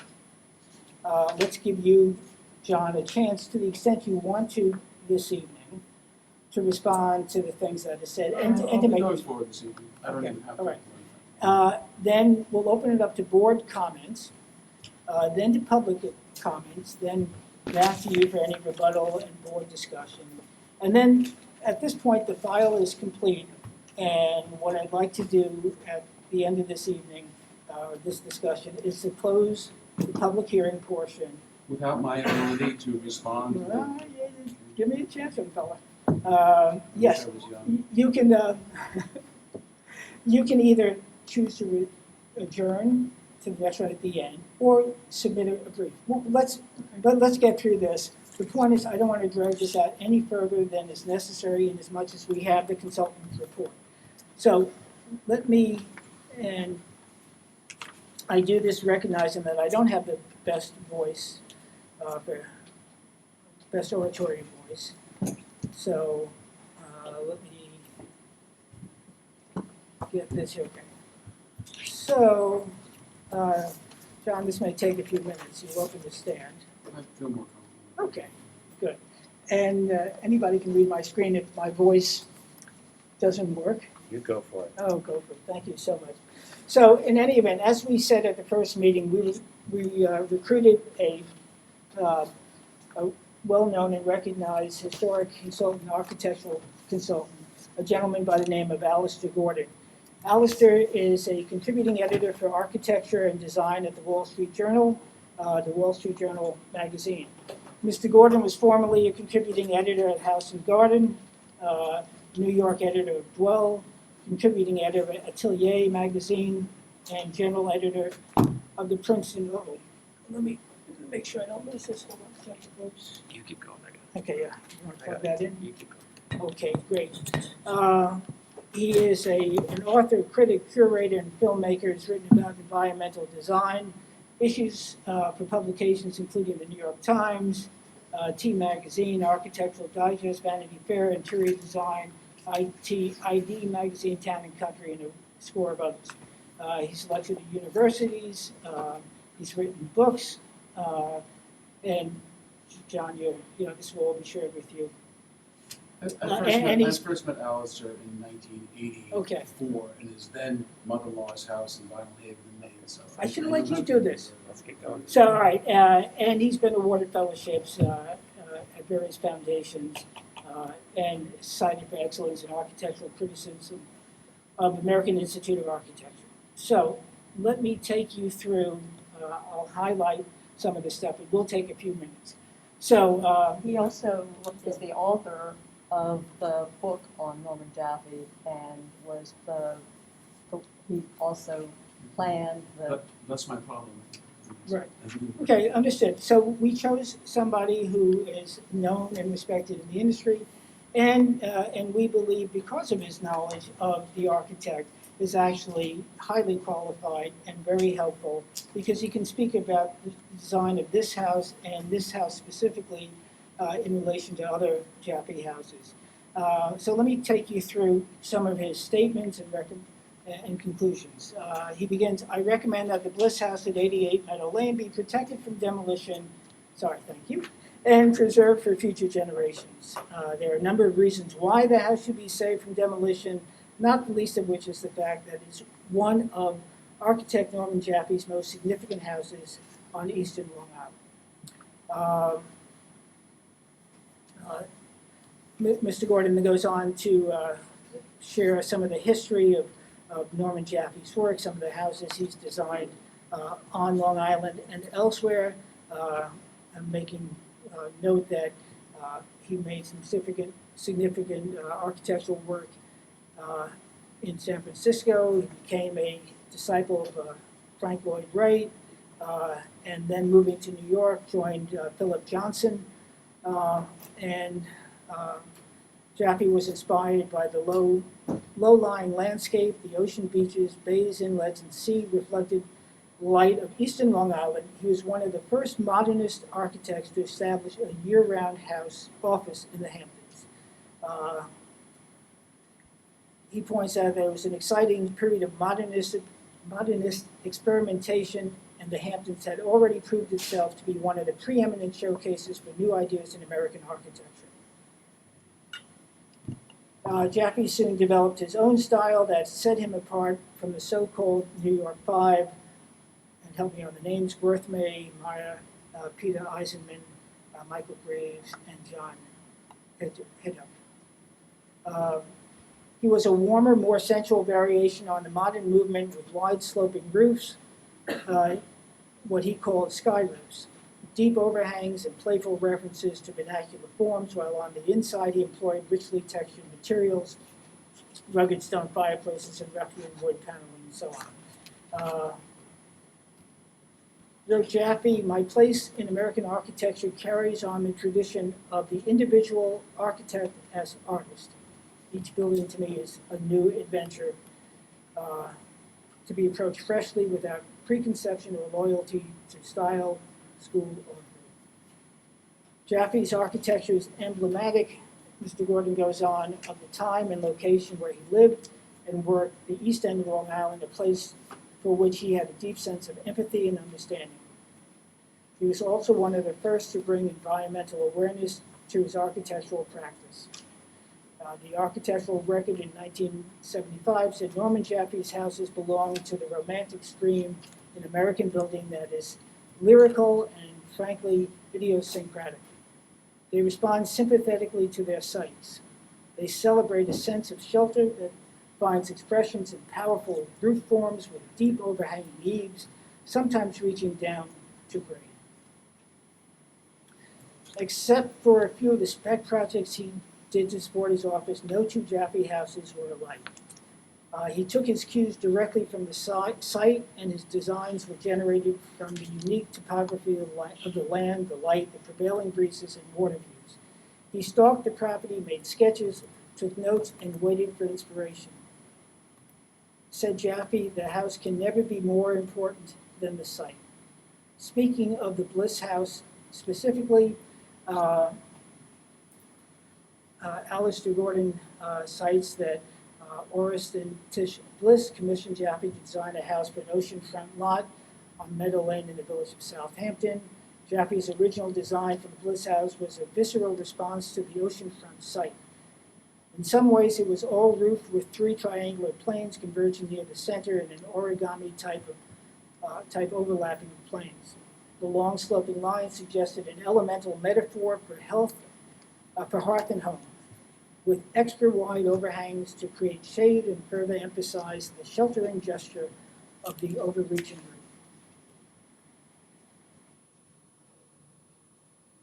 The longest and most acutely angled section cuts into the sky like a knife, pointing to the west, its ridgeline parallel with the dunes and shore. Another section points north and provides a canopy for the entry, while the third points to the south. The clients wanted to be able to look out to the ocean without being seen by people passing on the beach, so Jaffe raised the main living area to the second level and placed the kitchen, dining room, and living room with massive stone fireplace made from large bricks of granite and two guest rooms beneath the eaves of the elongated roof, while the master bedroom suite was tucked behind the fireplace wall.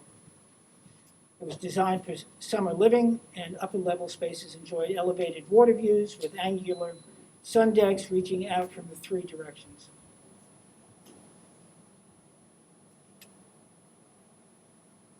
Tied together under a single roof span, protected from the driving wind and rain, one catches a glimpse of the vast horizon beyond wrote Jaffe regarding this house. The house possesses additional pedigree for having caused a good deal of controversy, Alistair acknowledges. At the time, citing the board's concern at that point with its modernistic approach and would it be visible from Meadow Lane. Mr. Gordon points out that at the time, Mr. Bliss defended the design and requested that the covenant that we spoke about earlier be removed, citing Jaffe's prominence as a respected architect who won countless architectural rewards. And this is from, the reference is quoted here, John, which you can well look at. Now, and when we did discover in our research that the covenant actually had been removed at the request of the applicant. The long sloping roof rises to a peak directing both the eye and strong ocean breezes. The roof parallels the ocean and mimics the continuous line of the dunes along the beach. This was out of Jaffe's archives. The rest having to do with the restoration and remodeling of 2000. In 2000, 22 years after the house's original construction, Mr. Bliss hired Bridgehampton-based Barnes Corey Architects, BCA, to do a renovation in addition to 88 Meadow Lane. BCA renovated the entry and kitchen and enhanced the landscaping around the house with an expanded terrace and plantings. The architect also extended the roof and added a large master bedroom, a three-car garage. But the essential form, Mr. Gordon points out, but the essential forms that gave the house its identity remained intact. Throughout the design process, BCA was respectful of the original plan. Quote, "We really tried to do what Norman would have done, said architect Chris Corey, co-founder and principal partner of BCA. Quote, "We were especially careful with the roof shapes and overall geometries." The reference there is also in the document.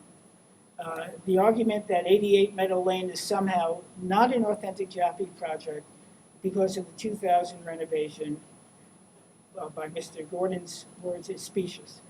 There are many examples of houses designed by notable architects that have at some point been renovated and/or brought up to code and are still considered to be the authentic work of the original architect.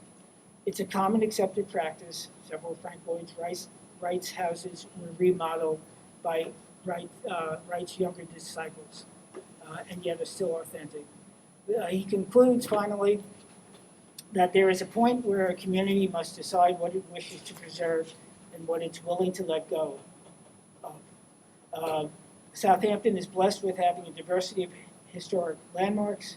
Surely there must be a place among such an architectural pantheon for an iconic house from the late 1970s designed by one of the foremost architects of the period. Hence, one final note, without doubt, the Bliss House is an exceptional architectural artifact and should be recognized as a vital part of Southampton's cultural legacy. And then he references other East End properties that this is a group of. So that is the essence of the, or at least in the bridge version, of what was provided. John, the building department, will provide you this. It's in the public record for anybody who wishes to look at it. So John, the floor is yours. Well, I have to be highly critical of the board on the choice of Alistair Gordon as an expert. Mr. Gordon was a wholly inappropriate choice since he has an uncritical affinity for Jaffe houses. What you should be looking at is someone who has a broader view and is able to be critical. It is absolutely impossible for Alistair Gordon to be uncritical of a Jaffe house. He's fully biased, and he was a poor choice as an expert. If it's such a, I know his monograph on Jaffe very well. I know Alistair personally. If it's such a significant house, why did he give it about a page in approximately 250 monograph? For example, the compilation of Jaffe houses in around the lake in either Bridgehampton or Sagaponack warrants about 20 pages. There are a couple of homes that warrant 15 and 20 pages. The Jewish Center of the Hamptons edition warrants about 25 pages. So while he says that it's a significant home, his monograph, which again, I don't know why you would choose such an adherent to allegedly write a uncritical, unbiased report, is behind me, but his published work says something different. Again, maybe Alistair didn't have the benefit of actually doing the hard work and going to the building department. Because what he would have seen was that this is not anything like what the building department approved the way it looks now. And that's significant. What we have here, and this is from the building department, and they were submitted as part of the plans during the renovation, are an entire series, very, very, very helpful. It's a treasure trove, actually. It was like a gift from God, actually, in terms of We have those. okay, well, I'm going to go through them. Okay, yes. Okay? For everyone's edification. The north elevation, which is the street front elevation, this is what was approved by the ARB. This is what was built.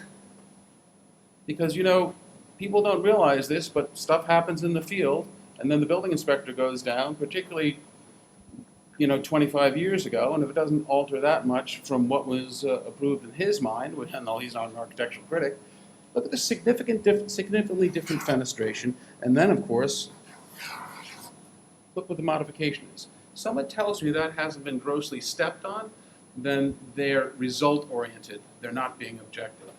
Well, I So can that's- disagree with that. Excuse me? Please let me finish, Peter. You admonish me, probably not to interrupt, and I'll try not to.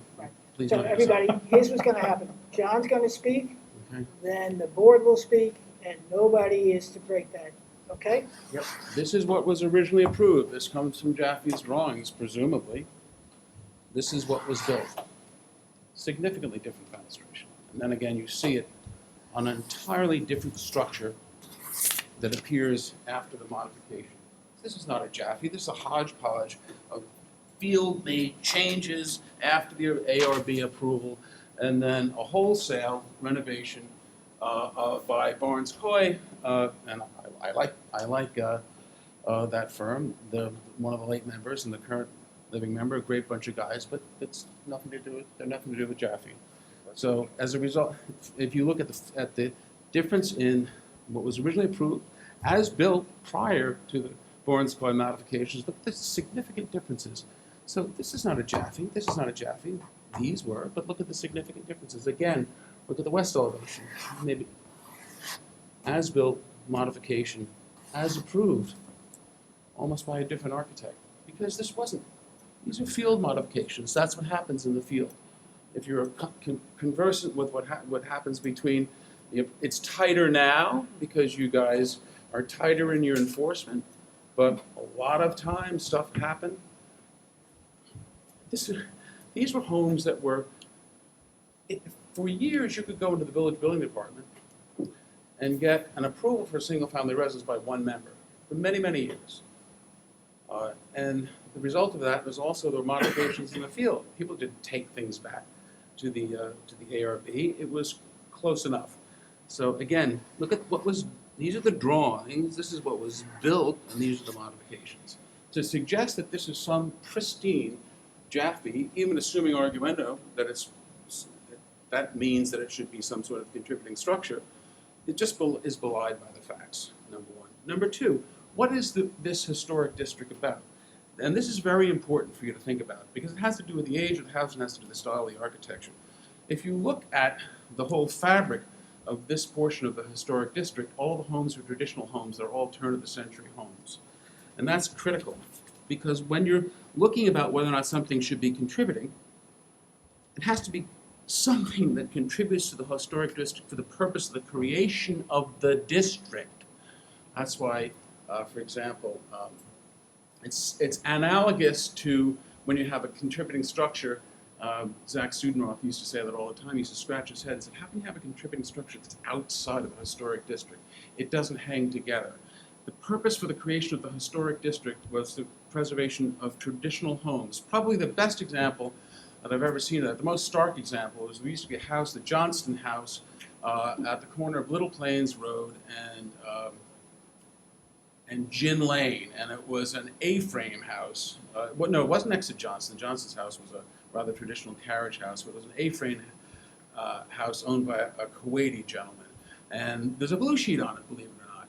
And the blue sheet says this modern house was the very purpose for the creation of the historic district, because they wanted houses in the historic district to be of a traditional architecture. So this has nothing to do with the historic district and the reason for the creation. Every one of the contributing structures in this particularly in this section of the historic district, Gin Lane, is a traditional home. That was the whole reason for the creation. It doesn't have any of the historical attributes of the district.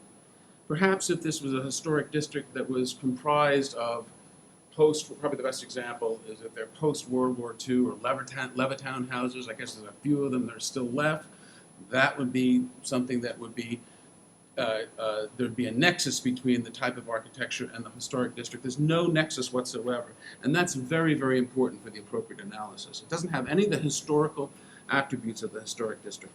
It was not included in the first review. It hasn't been included since. You should include it now, because the pure reason for that creation of the historic district was to preserve traditional homes. This isn't one of them.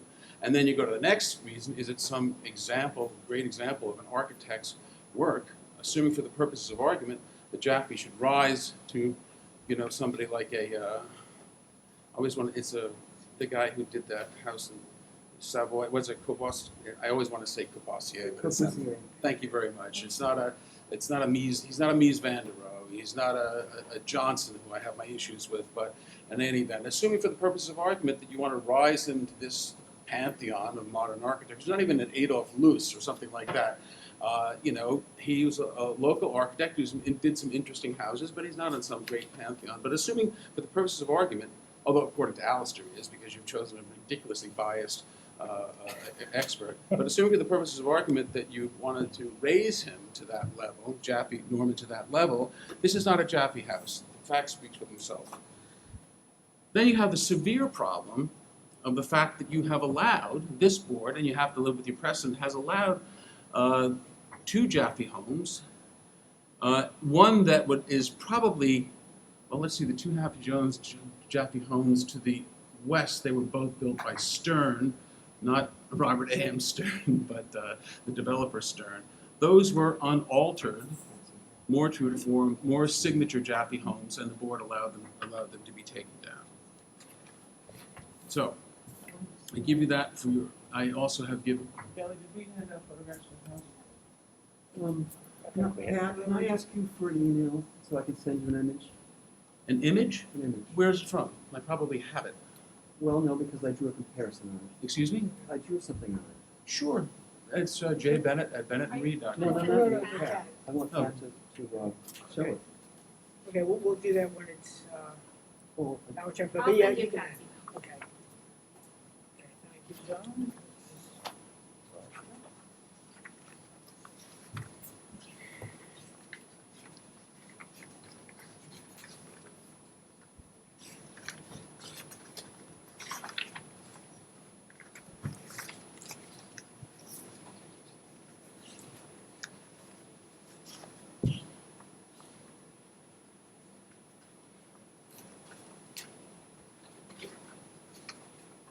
Well, I'd love to see a copy of Alistair's report. Yeah. Oh, fine. We have a hard copy, we'll get you one. It should be in the file. So are you through, John? For I the think moment? are we waiting for Peter's picture? I'm not sure what we're doing. Okay, so what I'd like to do is just respond to a couple of things and then, so, It's not official, but. That's right. So Alistair in his comments was not saying that this or any other house must be a quote-unquote, to use your words, John, pristine house in order to still maintain whether it be a Frank Lloyd Wright house or a Norman Jaffe house. The changes that were made, he points out, were in keeping by one of his disciples. To your second point about the purpose of the historic district and traditional versus modern. And this board does at times put a modern house into a traditional neighborhood. Would not object to that. But Alistair in his write-up does recognize what you're saying and points to the fact, and you'll read this. No, I read it. Okay, so John, let me speak. I'll give you a chance. So this is in regard to the negative reaction from the then board. Anticipating such a reaction, Jaffe tried to make the house fit into the contours of the natural landscape while being sympathetic to the pitched roofs and traditional shingled forms of neighboring homes. Even though it may have been one of the first modern houses to be built in the village, the Bliss House was not such a radical design when compared to some of Jaffe's other houses. Without being overly imitative of historical styles, the architect wanted the shingled surfaces and overhanging roof to echo the vernacular architecture of the East End, and in some ways, the Bliss House turned out to be a hybridized combination of old and new, traditional and modern. Rather than stand up and shout out for attention, as some modernist beach houses of the period did, the house nestled into the dunescape with its low, angular roof line and muted shades of weathered cedar. So you recognize this house in the place amidst and among traditional houses. You make reference to other Jaffe houses. I know, Sarah, I believe you've done some research into the 210 Meadow. One of the buildings that was demolished was a spec house, and actually Alistair didn't necessarily want it to be demolished, but he didn't stand up for it because he said that it was a spec house and that the material. Wait, Horst, pull your microphone forward, sir. Oh, okay. Oh, okay, I got you, thanks. Okay. There is a letter from Alistair Gordon in one of the files that noted that that the building that he had, that Jaffe had designed was a spec house, unlike this house, which was a specific Commission. building.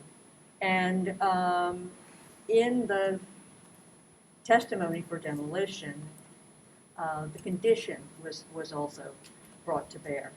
It's my understanding that was another reason why the building was demolished.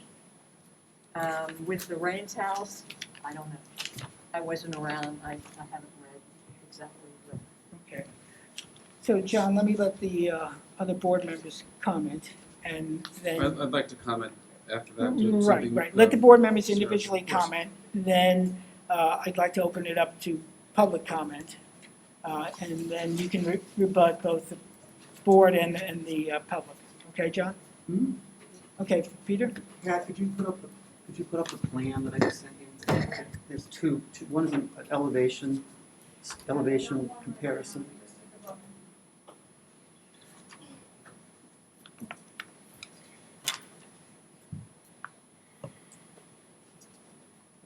Can you do the other one, please, at the top first?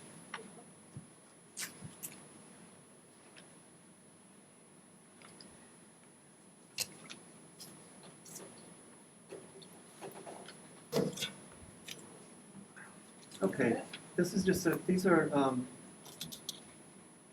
it's a screenshot where I pulled up the various drawings that were in the building department file and put them side by side, which is something that is, well, I needed to do it, at least for this house.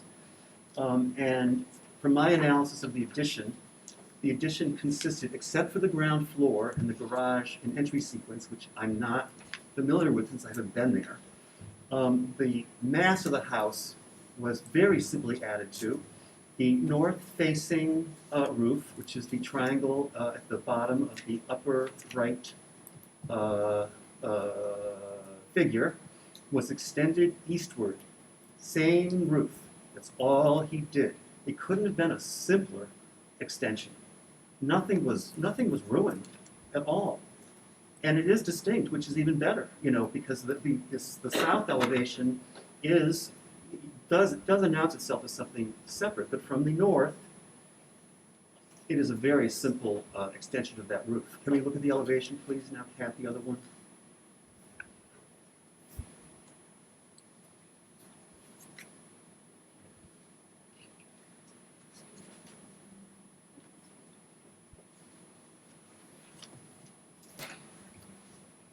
Sorry, can you give me a second?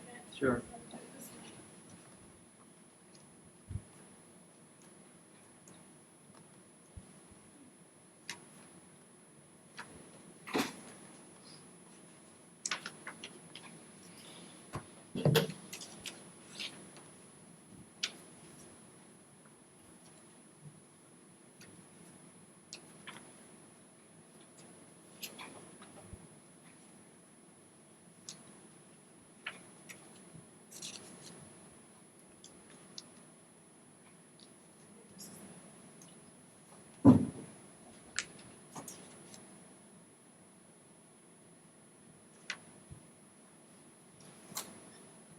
Thank you.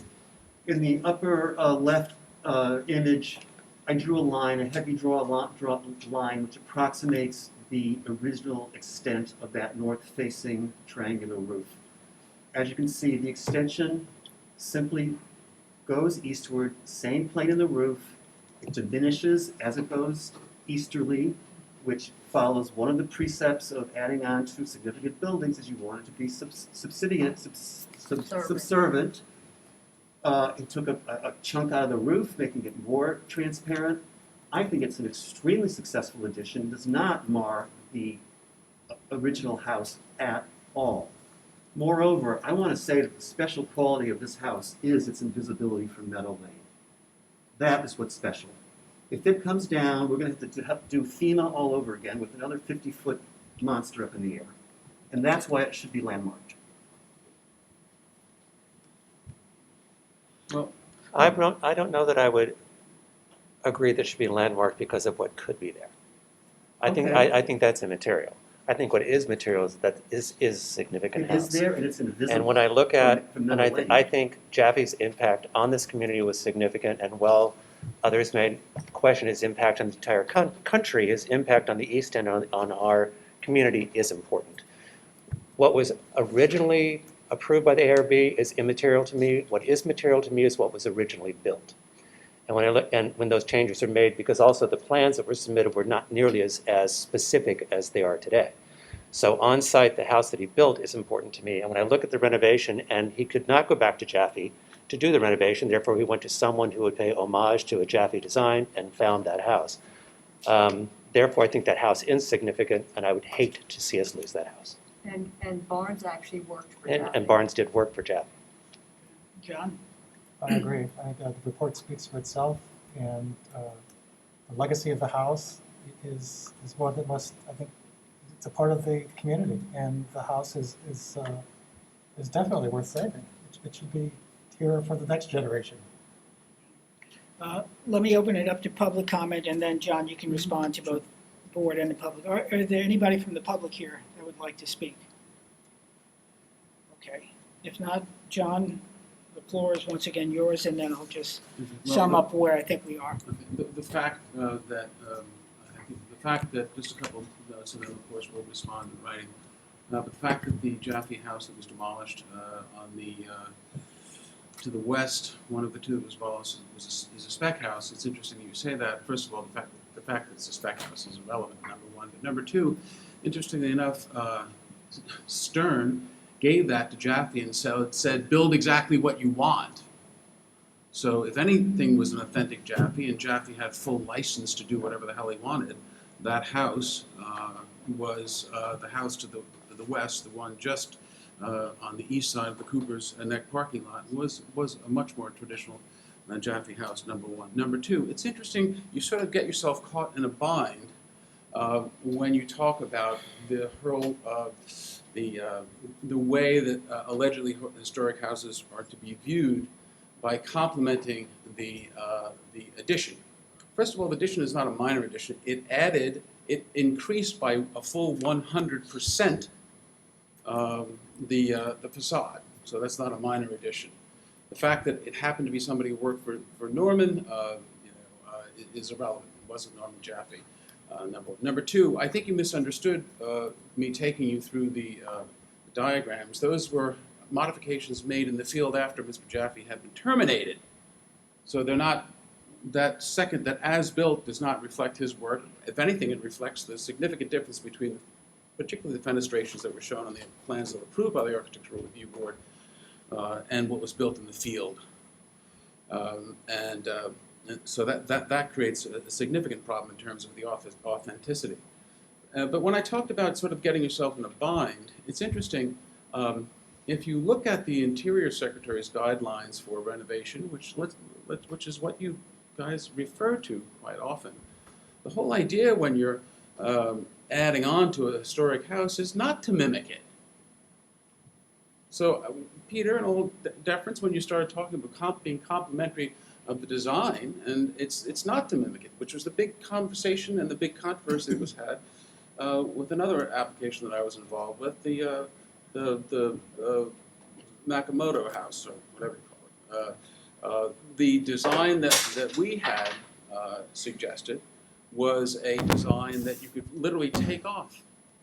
The design that Arthur Fraser got approved by this board, which was a very beautiful design, actually takes away that original design of the house. That westerly addition doesn't respect the original design of the house. It may be a beautiful, I think Arthur did a great job, but from a guidelines point of view, this board approved something because just to get it through the works, this board approved something that was contrary to the design review standards. And then board member Coburn was very, very strong in his opposition for that because of that very reason.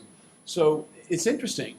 You're complementing an addition to this allegedly sacrosanct Jaffe house because it somehow complements it has some sort of seamless addition to the Jaffe House, when that's exactly what you're not supposed to do. You're supposed to be able, as you know, Peter, to be able to take the addition off, and it's like it was never there. So that, I would just respectfully disagree with your analysis. We would like some time, obviously, to respond to this, and it's again without prejudice, as I've said in the letter to our position, that the board didn't act in time. But in any event, I would have appreciated having received this the day it came in.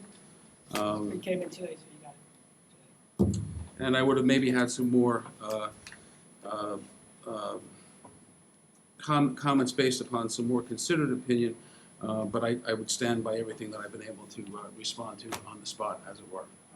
So then, John, you're asking for an adjournment? I'm asking for an adjournment, but again, it's without prejudice to my position that the board didn't act in time. Obviously, it would be grossly unfair and contrary to my client's due process rights to be able to not be able to respond to Right, this. So that's a yes. We will honor your request to adjourn as we had honored Just Mr. before you Bliss's vote, various Before you requests. vote, John, 2 documents went out today. Excuse me? 2 documents went out today. Did you get my second memo? No.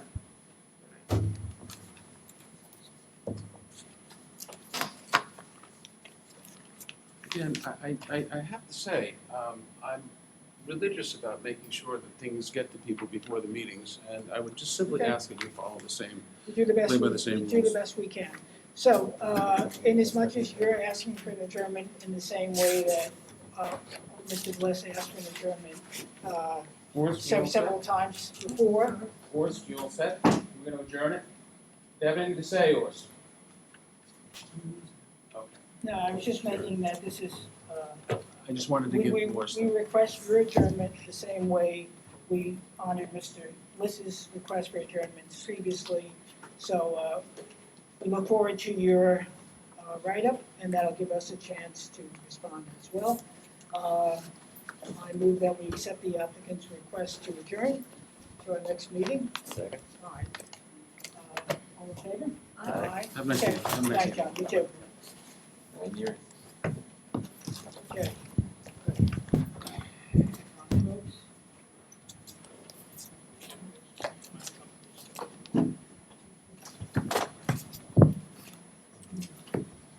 All right. Thank you, folks. Let me just get organized here. Do that.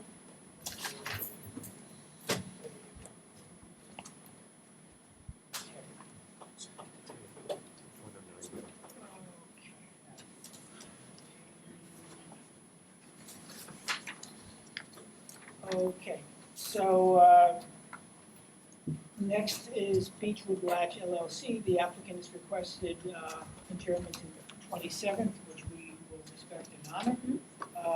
We then had 550 Hill Street, which we heard previously. So then the next application is that of B&H LLC, 109 Hampton Road, to amend prior approval. Alice or applicant, or Peter, do we have affidavits of posting and mailing? I haven't seen them yet. I'm sorry? Affidavits of posting and mailing? Yes, we submitted them, we brought them in today, I thought.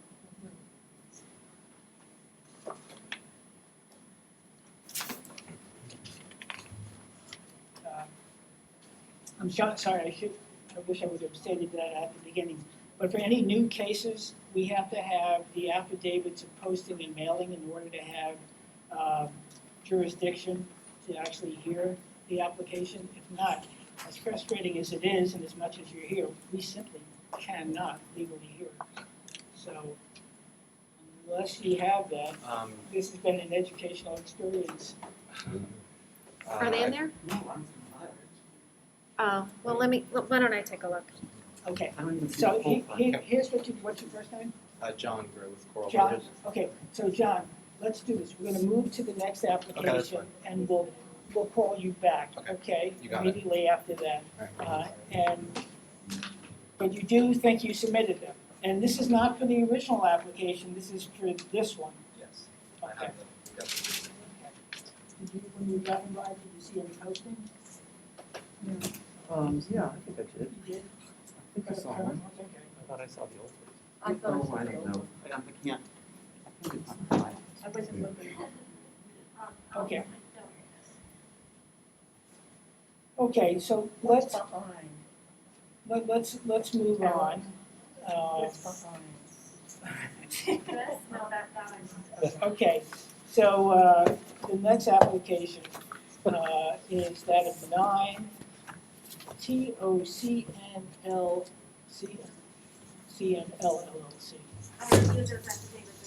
Very good. Okay, so we do have affidavits there.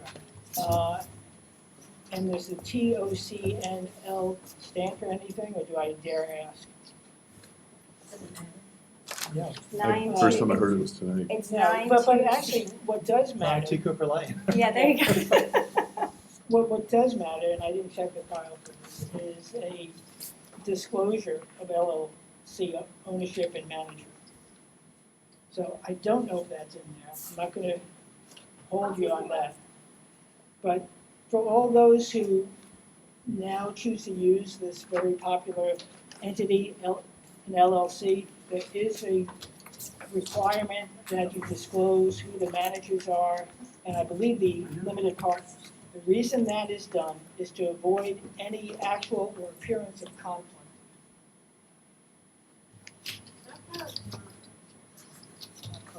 Well, which one?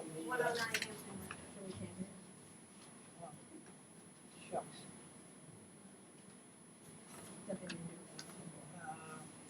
I put it down.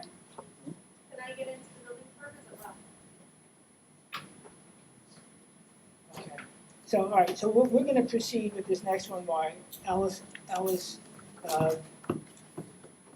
gratefully and kindly checks to see the It whereabouts. might be on Mr. King's desk also. Well, he went to look in the field, so if it's not where it normally is, it might be down. Okay.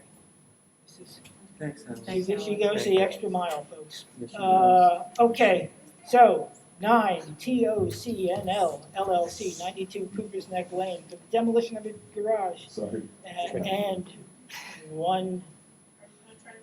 No, you'll leave it. Well, I'm just trying to She orient wants- the house so they can see it better, that's all. She wants to give it. looking at that, sir. Oh, Oh, yeah, There you go. Yeah, Okay. that's for the public. yeah, right. There you go. Okay. Yeah, and then what, in speaking about the elevations, give us directional, in terms of compass direction. northeast, west, yeah. Correct. Okay, we're pretty good at that, we can figure that out. Okay, so, please introduce yourselves.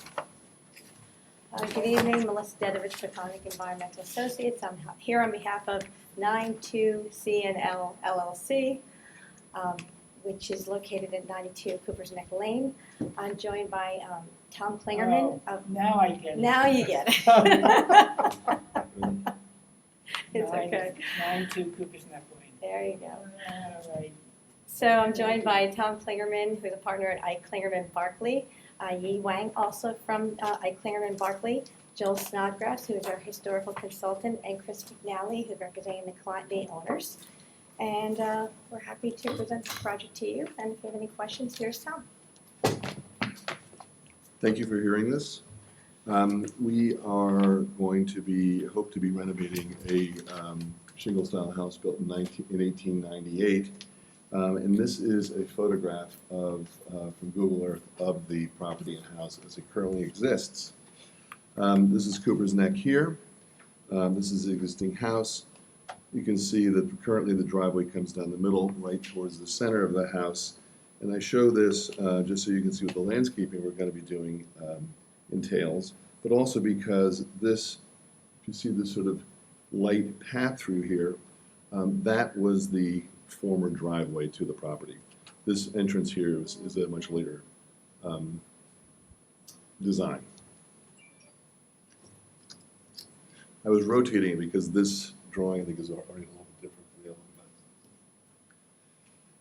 This is the landscape plan. The house obviously doesn't move. This is the old part in the middle, and we are now going to be coming down along a similar path to the original driveway entrance and come across like this that we did in previous years. Can This you is, just flip back to the other one, Yeah. as it currently exists? So it's the same orientation you're showing us, it's just. yeah.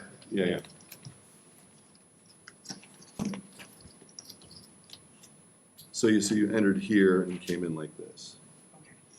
Currently, you come in here. So you're more or less reverting to the original. Yeah, it's the configuration is a little bit different, but the location is the same. Okay. You're keeping the trees, you're just moving the driveway. Correct. We're Yeah. keeping The the alley- trees. the They alley become, and trees. instead of a drive-up alley, it's a sort of an alley garden now. Okay. This drawing below here shows the what's existing currently. Thank you.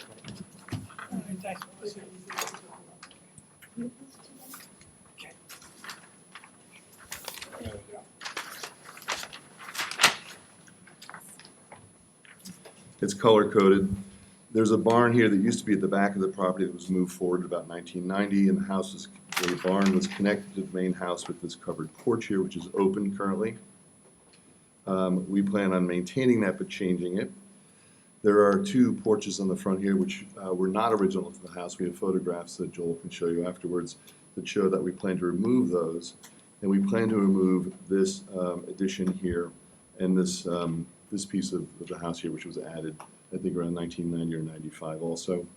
And we'd like to tear down the existing garage, and we're going to incorporate it into our new design.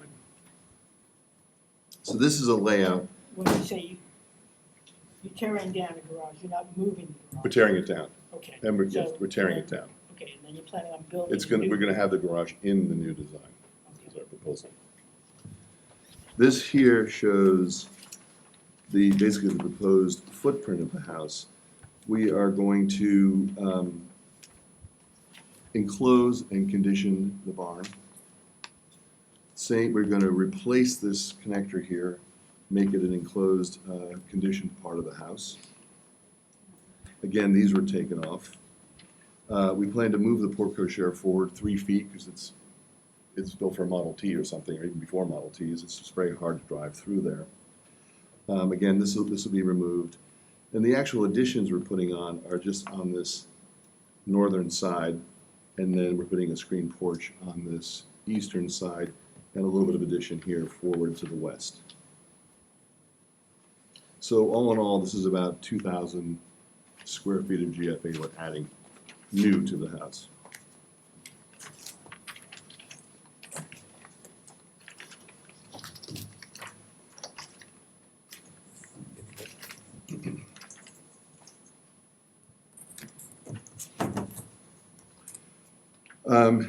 This is the house as it currently stands.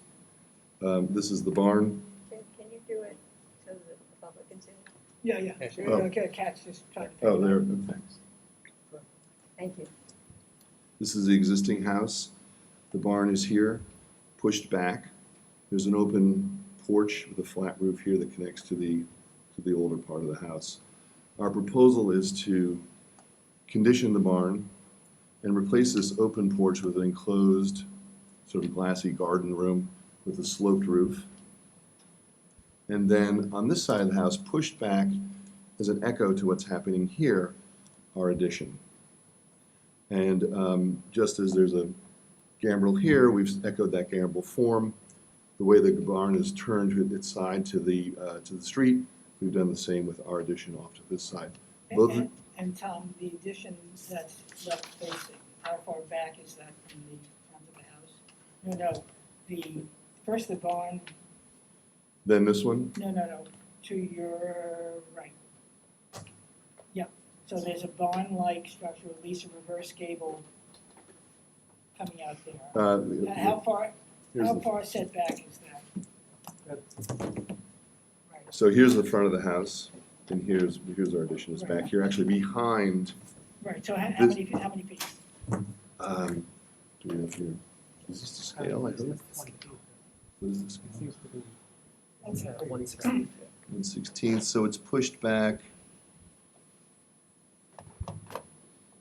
Depending where you measure, from the face of the house, it's pushed back about 36 feet to the face of that. Okay, good.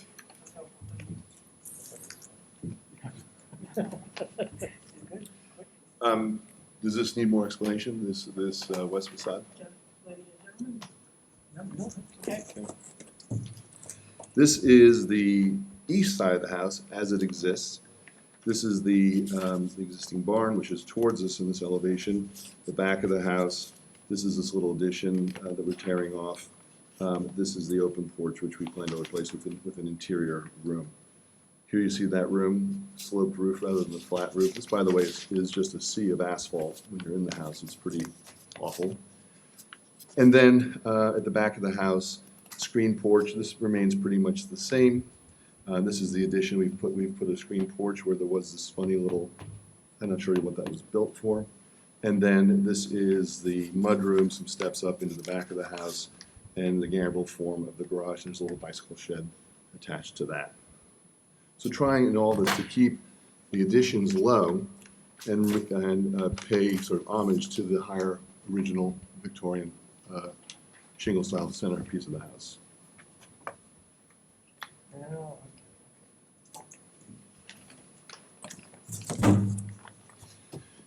This is I'm upside down.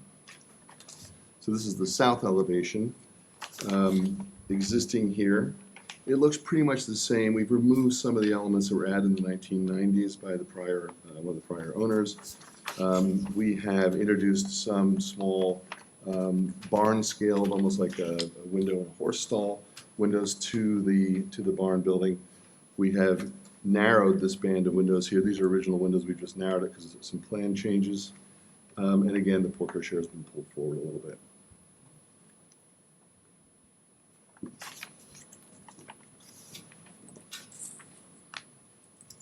The north side, existing here, these are some of the sort of rooms and additions I think were done. Joel can tell you a little bit more detail. This is the current side, which is this big flat facade. We have brought the building out. We've broken down, there's a 4-car garage, which we've broken down the scale of by turning the gambrel this way here, dropping it down to this bicycle shed at the back here. But rather than having sort of 4 doors with an undifferentiated facade, we've added this gambrel roof here to break up that form.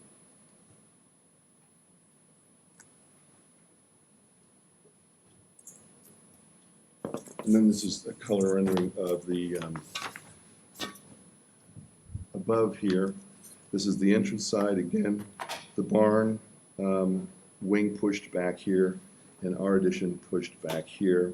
These gambrel forms facing out, but the rest of the building sort of going out this direction. And this is the east elevation, which remains pretty much as is. Again, this is I'm upside down, the barn over here, and this is that garage and guest wing addition to the north. So all the original materials replaced, windows of the sort of historic wood painted windows, shutters. So we're trying to be as sympathetic as possible to the original design, but leaving that really the prominent portion of the building. Everything else is pushed back. It's all pushed back. It's all pushed back. Really, when you won't be able to see the house the way you do now, because now you look down the driveway, you can see, you'll have to kind of look in like this. But if you were standing where the driveway was now, this would be really what you see. Oh, right, because the driveway is changing. The driveway's now going to come in sort of over here, and then, yeah. I'm happy to show you the site plan again if you'd like to see it. Is there any plans to remove any materials or artifacts, fenestration, or the like? We're going to be changing some things. Yeah, I have a specific question. Okay. I have a specific question Yeah. probably for Joel. Thank you. Yeah. Can you show that? So, When we were on site, I was fascinated by an idiosyncratic window pattern on the north elevation, and I went back to the blue form as I'm wont to do. And it specifically talked in the verbiage about the architectural importance, and it says on the north facade, 2 small double-hung round top windows, and then it talks about elliptical arched built things, and then it also talks about a number of ovoid windows with voussoirs on all facades on the elevation. And in looking at that photograph, I was wondering whether, Kat, can we look at that? There's a little color image. Yeah. Is that, should I turn, is it too hard to see on top of this, or can you see it? But so I was thinking that the architectural importance section of the blue form was referring to these, and I don't know whether it looks to me, just in looking at the plan, that they're being subsumed by the addition. Those are actually all modern windows. They're all what? They're all modern. Okay. Yeah, so the. So it wasn't what they were referring to in. Exactly. Okay, Yeah, okay. as a matter of fact, 98% of the windows have been replaced, and they prominently said, we've replaced all the windows in the house except for essentially the front door and sombra. Okay, okay. I just wanted to make certain because they were so. Actually, I was a little alarmed when I walked up and I thought, these look a little too crisp, and as you got closer, they're all in 1997. So the sash is new. But Sash is new, and unfortunately, there's no early drawings of the building. There's no architect listed.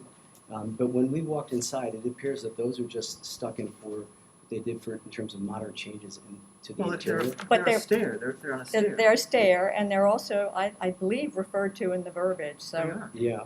I would love for you to double check. I will absolutely. Because the idea of those being lost, because they are so peculiar. Yeah.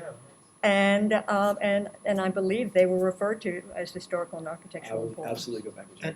And I think from the plan, you could save them because you have a void space, between the old house and the new garage. There's a court. So I realize you might have to reconfigure stuff, but you might be able to keep it. I mean, I would love to know who the Yeah. architect is too, but. Those windows they're here. Yeah. Yeah. Yeah. So we have to look at that today. Okay. I agree, that's sort of. I mean, they were It's the so. stuff that happened, and no one in the new building ever does it, but in the old days it happened. So- Well, and the fact that they're called out in the verbiage, and they usually really only concentrate on things that are significant in the Yeah, verbiage. when you see the windows, they have those sort of stuck on. But it doesn't mean that they weren't aping what was I understand. there. And they are, because it's a stair hole, it makes sense. Yeah. Is the stair hole I early? think- It's going. No, Is it but what- was it early enough to have had these It's as? hard to tell, a lot of this was redone, Okay. the insides of this wing are all kind Okay. of cheesy But if you, 80s, something. I or wish other. you'd look into it, Yeah. because if Okay. something like that is so idiosyncratic. Okay. I love hearing people refer to the 80s the way they do it. But if you lived them, Yeah, really. you kinda know It's it. not even go there. Yeah. So, I had one question comments from the board? I had one question on, I guess, on the south elevation. It's not marked, but I guess those are the existing windows and you're actually changing it.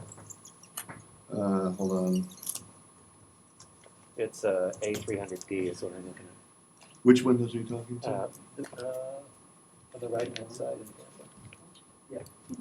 Those windows, Joel, those windows. You're referring to removed. here? You're talking about the ones so in the these, barn. This is actually one of the curiosities. They apparently moved these from the original dining room out of the house and then put them here. So these are not original to the barn. So you're But taking they were one of the few places where they actually took something and saved it, and they put it into the barn. So the idea is this is going to be, somebody's going to be taken away but not thrown out. So you have an element that actually belonged to the house in the barn. But you are removing them, putting in smaller windows. Removing two sides to We're narrow going it to keep down. we're Yeah, keeping keep the the windows. And they'll be keeping kept. those actual windows. And they'll be Okay. kept, yeah. And so some of it will stay in service, and then two will be removed but saved. Okay, thank you. Any other comments? Okay, so, Well, we looked at the Cliffy Shear too. I know that it looks a little awkward, but it looks like it's historic. I mean, it was like that. So I'm not sure that we should. I don't think we should acquiesce on that. I mean, what's the reason? Are you going to actually use it to bring a modern car through? Yeah. No, I think it's fine to make it wider for modern use. I personally believe that. It's 3 feet. Yeah, it's the height of it, the plinth. I know it's a little ungainly, but it's original, and I think we should, as a historic preservation board, we should Retain what's retain original. That was lowered for safety reasons. They have young kids and their friends have young kids. And when you come up, I don't know if you guys drove it, you can't see. It's about this high. Yeah, it's tall. It's tall, Yeah. But I You don't, can't- my thought is you keep what's So what's original. I think, could you, for my benefit, point out to me what you're talking about? Because I can't visualize what's being raised or lowered. Let me find the drawing. I think you had it. Thank you. I was gonna show it to you from the west side. This is the existing, we haven't changed the roof configuration or this elliptical opening. We have dropped it down, just the brick part, same color brick and stuff, down by about, how far is it? Oh, I see what you're saying. Okay. How many? It's about 50 lower. It lines up with, the porch behind it. Yeah, but to me, the original intent is there, and improving upon that intent doesn't make a whole lot of sense architecturally from a preservation standpoint. It's there, it's been there, it shows up in when the Marinoviches owned it in when the Blue Form was done, and I think the idea of lowering it doesn't make a whole lot of sense from a preservation standpoint. Yeah, in the upper drawing, it looks more 19th century. Mhm. And in the lower one, it's more Mhm. 20th century. Would you be opposed to taking it back to its original height? It's already at its original height. We haven't moved They it. haven't moved it yet. Well, You mean in in the the design. design? I would have to talk to the owners that are concerned about seeing as you come through. I understand what you mean. It's got that quirky sort of 19th century Yeah. height. Yeah, and all it's that like stuff. those windows. and It's like probably the it's original intent was privacy for, exactly. as opposed to the visibility. I Yeah. totally get both sides of it. Yeah. Yeah. But I think when we try to second guess history, it's a pretty dangerous thing. Mhm. I mean, just because children grow Well, up it's one little piece that makes it 19th century. exactly rather So, than And I don't think it's a big ask. in and terms children of grow things. up. And so, But the Then they have- building, yeah. Then they have more little children. yeah, but the building has been maintained. again, we appreciate how something is used, but it's really not our purview. So interior use, functional use is, we hear, we listen, but we don't necessarily hear. So, but the point is, it's an interesting 19th century aspect. So if that can be kept, I think you'll, Yeah, and when yeah, you look at that. when you Oh, see, when you see that's- it from a 2D standpoint, that was, I mean, it really, I have friends and acquaintances who live in Tuxedo Park. Mhm. And you see a lot of houses like this. it's paired columns. Yeah, I think it's yeah. worth a request. Yeah. And I want to say that I think the overall massing and everything is great. So, Yes, that's but I beautiful. Yeah. do, and I congratulate you, you're a very good architect, and we all know that. And it's so nice to have Good architecture. such as Very well prepared, that's for sure. So the two questions are the portico Right. Uh-huh. and Portico the wall. windows. And and, those- and the third one that I'm bringing up. Okay, all right, good. Go for it, Peter. I'm ready. The barn had that big dormer. It was a hayloft. Yeah. And I'm not sure that filling in the bottom. Well, it used to be solid. We looked at the old pictures. It used to be solid. With lights on the top, and then the bottom panel rather was solid. It wasn't glass because it was a barn. It was used. And I wondered if you could restore that aspect. So, because this we have actually not changed. So you're saying, Oh, I thought okay, maybe not. Maybe I'll look at the oh, drawings we wrong. did that? No, No. great. No, we added the glass at the top. We opened that up. But I think at the bottom, unless I'm mistaken, Sort of, we didn't. I'm sort of our jumping drawing is around wrong. here. Sorry. If you have to forgive me, I'm sort of jumping Oh, around so, here. so the glass is there already on both? Yeah, so actually, Yeah. what's interesting is, I you're understand. right, those would have been solid Mhm. panels. In the old days. Raised or slightly Mhm. I understand recessed. now. But, so this is the blue form. So Yes. This is 1979. Yeah. And you can see that they've already opened up the top with just solid single Yes, panels of glass. yes. What's there now is 4 panes, Right. top Yes. and bottom, all Right. solid, and of course, it stands out in complete contrast. But this, you can tell right away why they did it, because they have 2 tiny little dormer windows up top, Mhm. and it's very dark. up No, I there can otherwise. see that. So Right. that was the reason, And the comments that we were moving around was, how can we soften this? Because it's possible to still retain that for light's sake, but can you soften the effect? Because right now it's just sheer solid panes of glass. Okay, you know what, I misunderstood what was there at first, and I actually think it looks better with the smaller So there's panes. two issues. Looks better, yeah. What? The portico and the three Back. windows. Did you want to look at the porte cochere again? No. I like the way you read things. So. Yeah, but not this one, sorry, nice try. Any public comment? Okay, if not, Beautiful job. there are a couple points which it sounds like you're gonna be going back to your clients, so I assume you would like us to adjourn? Yeah, Okay, and then any new submissions to be submitted by Thursday before the Monday meeting? Okay. By Can I just Yes, request that the only thing that we need is regarding the windows and the portico share, would the only thing we need to be is show the revised sheets that include the 3 windows? That would be all you need, right? If we can save those 3 Yep. crooked windows, Yeah. yes. That would be it. That would be, you didn't need the, okay. But we still come back, we can't submit that for some kind of. Right. No, I think you said you had to study it. Yeah, to study it. It looked like there were some Okay. plan changes you That's had fine. to work out. All right, well, thank Okay, you. so I move Thank you that very we much. accept the applicant's request for adjournment to the next session. Do I have a second on that? Second. Okay, all in favor, aye? Aye. All right, thank you very much. So you. the final, oh wait, I'm sorry, I shouldn't say that. Do we have the affidavits for 109? Yes, we do. Yes, we do. Yay. Okay, so let me call, is it John? Yes. John, why don't you come back up and we'll revisit that, okay? Thanks. Thank you. Let me see what I don't know. Fair of escape. Very racy Yeah. Racy pros. All right.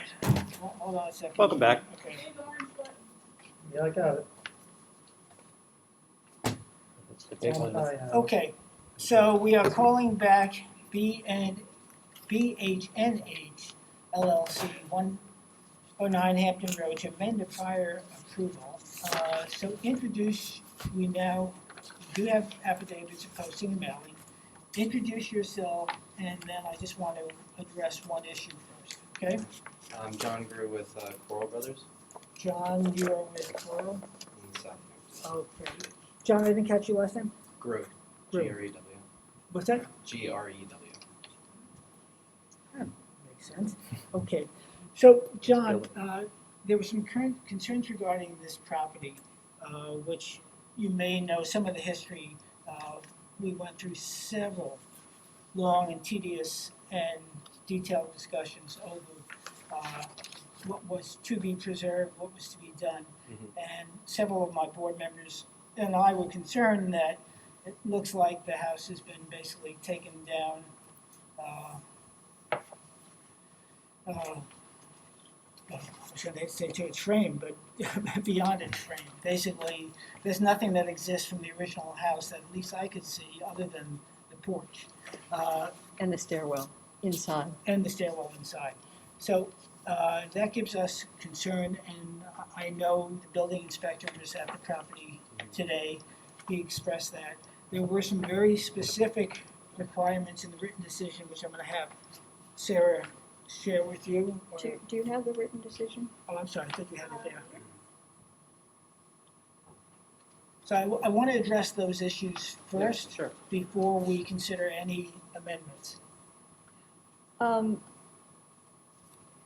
One of the things, we had a field trip there before we began, and it was with the architect and the owner and our preservation consultant, Zach Studenroth, and the board members. We all went. And so Zach went around and really pointed out everything that was original and really what should be retained. And then we went through a series of presentations.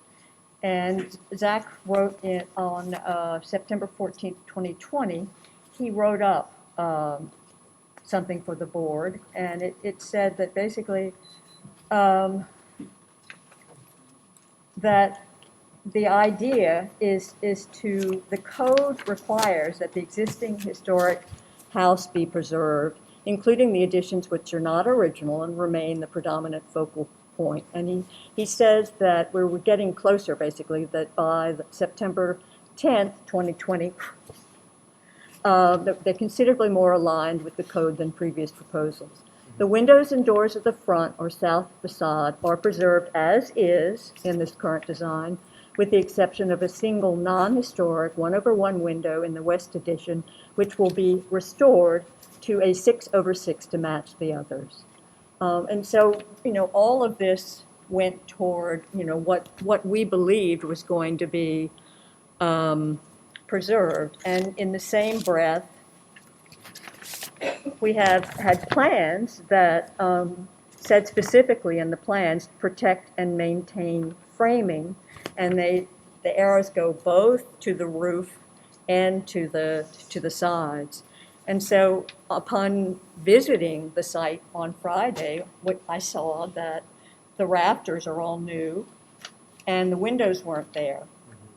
And I basically wanted to know how we went from an agreement to what appears to be a non-agreement without coming back before the board.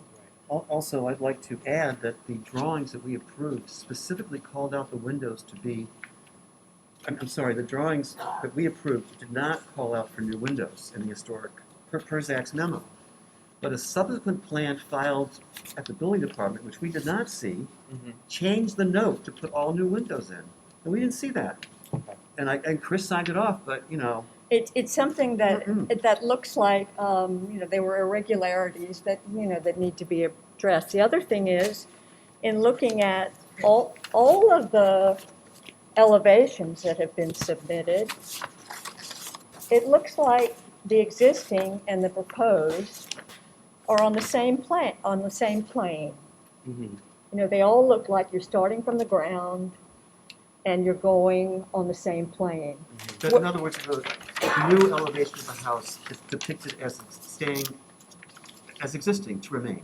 You're talking about the overall height? Yes, and the only. That's a little deceiving because we pulled out about 18 inches of topsoil. I know. I know about the topsoil, but believe me, I can do my measuring. But in this same set of plans that your architect presented to the buildings department dated January 2021, it says under the scope of work, we are basically raising the house at least 12 inches to protect it from water.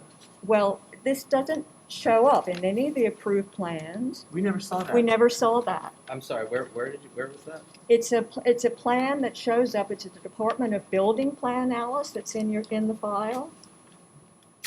There's not a lot in this file, Sarah. This file's a mess. It's in the file. We saw it. I'm gonna pass it down to you. Yeah, please. Unless it's been removed. I have photographs of it. And finally, you raise the house up. Well, we didn't raise it as much as probably you think. You raise it a foot. Well, we did what's called a sill foundation, so that the roof, the floor rafters are sitting on a sill. And Yeah, then the I think that was a mistake. I think the floor rafters should have stood on a what happens ledge, is when you on a ledge beneath the top of the. Yeah, but then when you sheathe, it goes down past the foundation, and you shingle down past the foundation. So it's an illusion. But the idea is you sink your floor. All right. There's no illusion that the house is 1 foot higher than it was before. I think we And you did not. I have photos of the existing. We do too. We do too. The applicant did not come back for permission to do that. Moreover, you lifted the porch up in the air. What was the porch, which was a very significant part of our discussion, was 1 step up from grade. It's now going to have to be 3 steps up. It's probably going to end up being 2 steps. I think it's going to be 3, but we can talk about that later. Well, the point is, first and foremost, the applicant, they didn't tell us, okay? And that's a no-no. In this equation, we have to determine what was approved by Mr. Talbot in the process, though. Yes, we That do. needs to be separated from anything else. No, but if he approves stuff that we haven't seen, that doesn't mean we approve it. Yeah, he cannot approve stuff without the board. Exactly. Yeah, no, this is. Because this is in the historic district, he cannot issue a building permit. That has not received a COA for exactly what is proposed. So, look, I don't know what happened, well, I know what happened, Well, but, if there was a grading, the 3-foot grade from the back of the property to the listen, side. the architect was well aware of the property, he had a survey. If he wanted to raise the building, he should have told us. It wasn't from him. It was Well, then he March. should have come back and asked us. Right. Well, You can't just do it. Yeah, he hasn't been involved. And now, in- okay, and now, we have to see this new porch, because the porch was sitting essentially one step, it was on the ground, one step up from the ground. Now it's gonna be a new stoop, a new design, and we have to see that. No, it's not. We're gonna. First of all, we You're have. gonna have we a have stoop. the major- Would you let him? You're right, Alice. What we reviewed this morning is not here. Yeah, So here, John. that was all I could find up there. Let's do this. There's a lot of hair on this, which is particularly vexing. Mhm. And defies some level of credulity and credibility. Yep. Given the fact that this applicant was here a half a dozen times, we Seven. went through this seven times, Mhm. excruciatingly in detail. Right. Some level of angst and animosity. Right. Finally reaching agreement. Mhm. Pats on the back, everybody, we're good. We want to preserve this house. Now we're looking at something which would have me use language that I won't do in public, but it starts with a B and the second word is S. Mhm. Okay? So I don't know where we're going with this. So let me just finish I'm this, sorry. Sarah. So there are discrepancies in the file. Mhm. We purposely, in the case of historic district, write written decisions. So there's no room for error. Now, if there was a mix-up within the building department, we're gonna have to deal with that.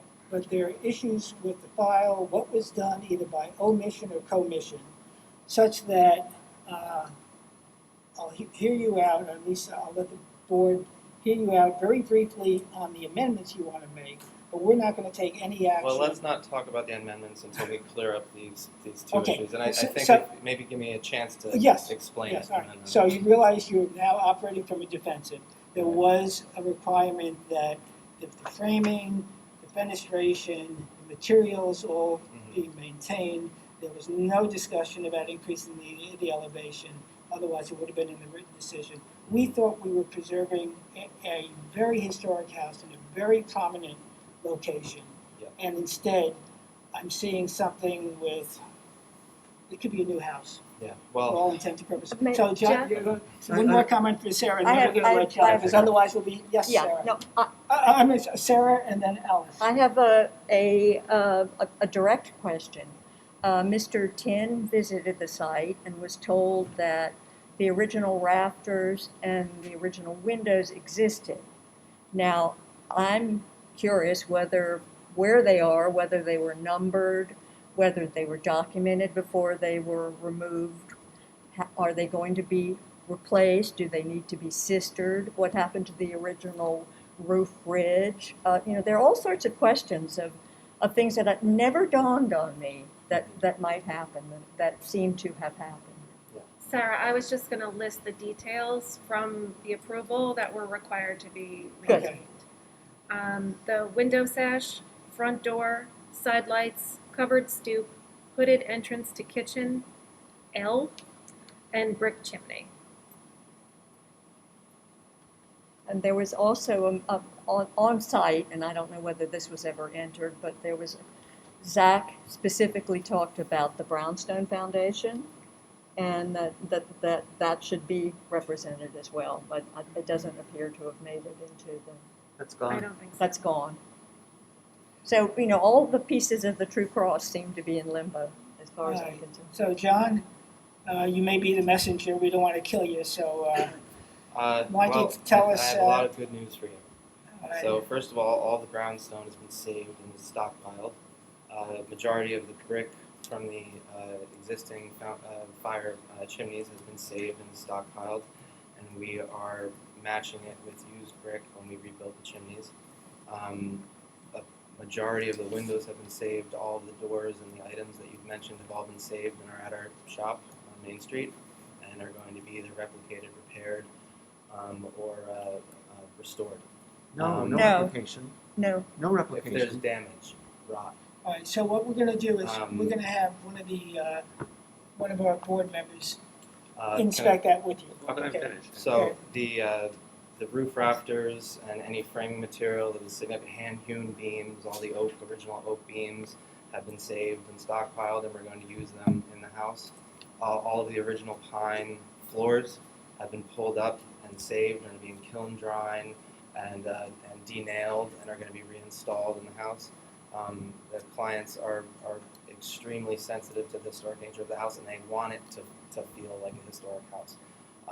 I understand that it might be concerning about the roof rafters and the ridge. The ridge that was specified in the plan to be installed for structural purposes, our engineer, Mark Schiffer, told us that the existing rafters could not support it. They were 2x4, and then at some point, probably in the 60s, they sistered up all of half of it with 2x6s. So there was a lot of hodgepodge framing going on the roof. So we decided it was best to reframe it. We saved as much of the original framing as we could, but for what reason? So it can get covered with siding and sheetrock. So at the end of the day, we want to build a house that's going to last another 100 years. And so why those decisions were made. But to your point, we are very sensitive to the historic age of the house. We've been building in the Hamptons for 100 years, so we know this in and out. And I assure you it's going to be a very appropriate build and in line with what you're expecting. We're taking a lot of time and consideration, replicating the details. Obviously the fascia boards and the soffits, the Yankee gutter. There's a lot of time. That's why it's taking so long. So don't be too concerned with the new framing. It was done for the betterment of the house. As far as the grading issue goes, we can go over that on site if you want. If you look at the one of the small sheds that was moved there, I think in the 60s or 50s, that foundation, the plates were in the dirt. And if you look at the new foundation with the grading as it is now, it's about 3 inches above grade. So you have to take that level and go all the way across the whole foundation. The brownstone foundation was dilapidated. All of those rim joists were rotted out. That foundation was repaired at some point, probably in the 70s or 80s. They filled the whole thing in with concrete, solid, so it was a mess.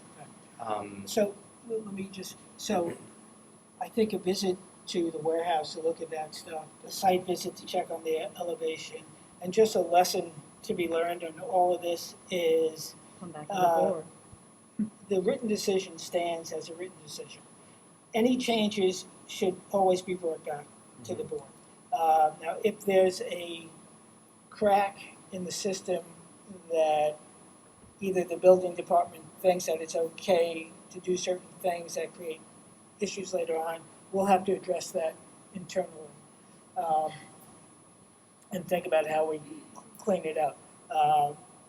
So we'll do that on our end, but I think a site visit and Well, I mean, historic preservation is a science, and as you said, some of these rafters were sistered, but there are other ways of saving things without thinking, oh, well, we're just going to do it all. We're going to put in a new roof ridge. And From an exterior standpoint, the windows are being saved. The things that are important to the home are being saved and reinstalled. I think if there are beams that had to be replaced to make the building itself structurally sound, I think that's a reasonable thing to do to make sure the house is here 100 years from now. Yeah. So. But you come back and say. yeah, all this stuff is better done before than afterwards. It creates too much angst, wastes too much time. Yeah, So I let's- wasn't in these original Okay. ARBs. So now, did you want to talk about the amendments or not? Consider yourself lucky. Yeah, let's talk about the amendments. All right, let's see if we can do this quickly.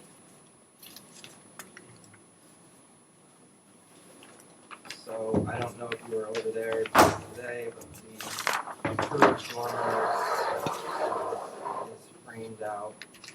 And because we obviously had the same roof rafters, they were originally 2x4 thickness. So when we built them again to code, we were using 2x8 roof rafters, so we lost additional ceiling height up there. It doesn't change how it looks from the facade, but with that being said, we were hoping to put the two small dormers back on the other side of the property to balance out the elevation. I think it's appropriate with the style of architecture, symmetry. So they would, they'd be more of an eyebrow as opposed to a big clunky dormer.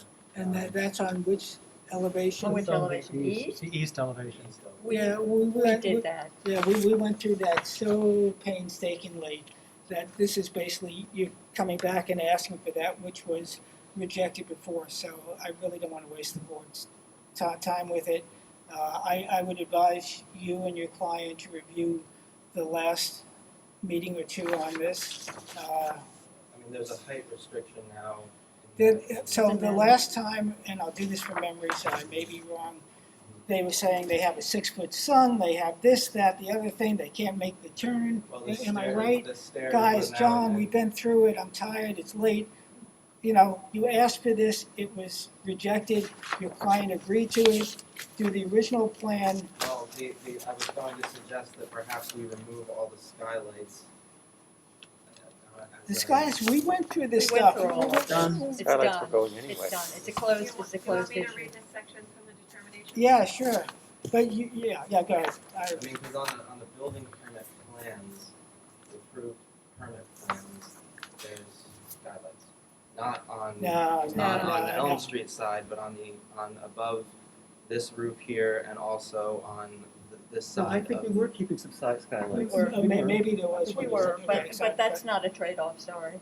The Yeah. applicant submitted a revised plan, still including dormers on the eastern elevation, which the majority of the board continued to find disharmonious because it is a highly visible historic structure. The dormers presented a significant disruption to the roof line, compromising its integrity. The applicant presented examples of dormers approved by the board on other historic resources. The board members noted that none of those examples were Greek Revival houses. After removing the dormers on the eastern elevation, the board found the proposed plan to be appropriate for the historic district. So we approved it without them. As they say in Latin. Is there some compromise that we No. can come up No. with? No. Because I have an issue with the head height of the stairs. Well, then Walking change, up. then change the stairs. This is an historic house. I think we're being completely unreasonable on this project. I thought we were from the start. I mean, this owner is doing a Herculean job of restoring, saving a home that would otherwise have been torn down. But No doubt. We've changed it. We want to make this house livable. We want the owner to be able to continue living in this house and make it as a usable home.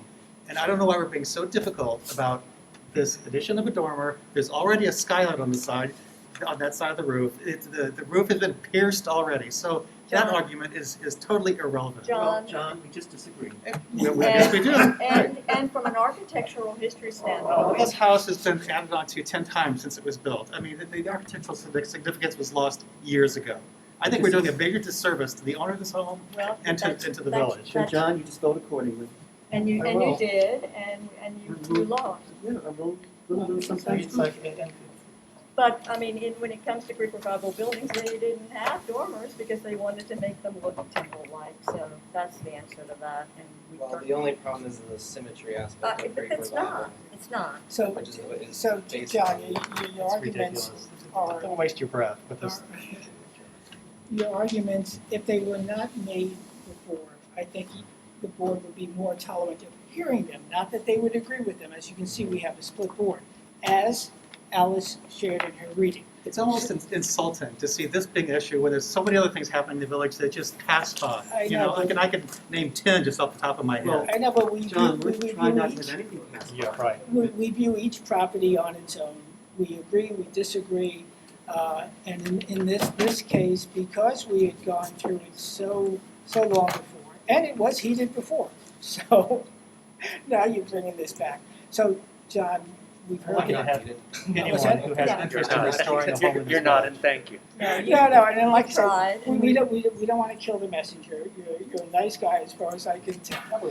We discourage anyone from restoring a home in this village. Well, you know, when And you, this is proof positive. when you buy a house, I have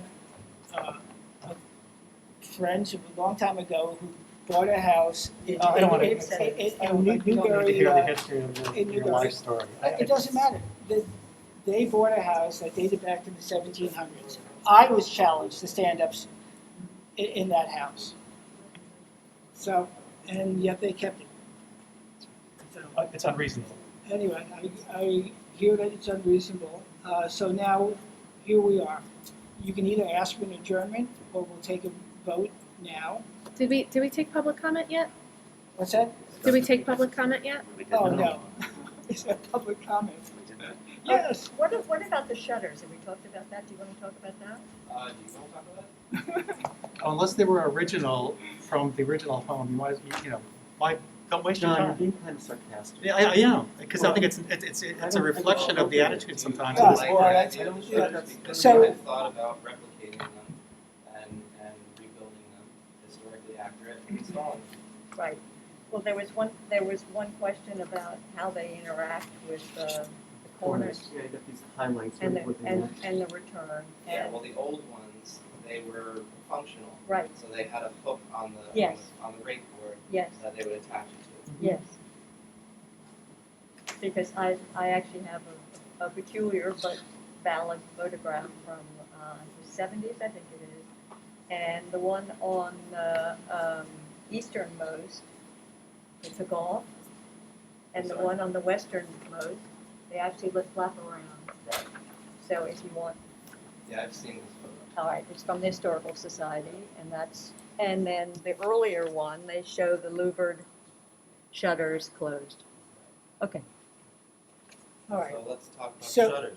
Well- Do you want the shutters? I don't mind the shutters if they're, if they Weren't match. weren't they part of the Yeah. as-is? Yeah. They're not. No, they were not. The shutters were removed. Were The shutters they? are, no, They weren't part of the plan. the shutters had been removed. Can you Oh, the replicate the shutters have original been color, removed, okay. Yes. I original mean, wood? I think if you match the, the louvers with the 4-panel with louver infill, that like the original photographs, I'd be open to them. Sure. How open? Open to enough to add the dormers?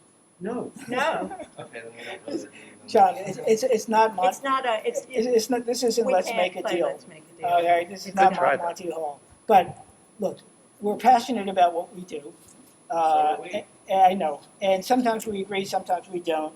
In this case, because we've gone through it so often, and it's 10 o'clock at night, we're not looking to revisit it again. The opinions haven't changed, the vote will not be any different, I suspect. Well, let's adjourn it then. okay. And why don't we do a visit Let's- and yes, explore let- and look let's at go some do a of the visit. historical materials and see how we're gonna. Sounds good, utilize I them. think And that then we'll will, adjourn it and talk about it okay. again. So I'll let, What are we going to talk about again? We're not really going to talk about anything.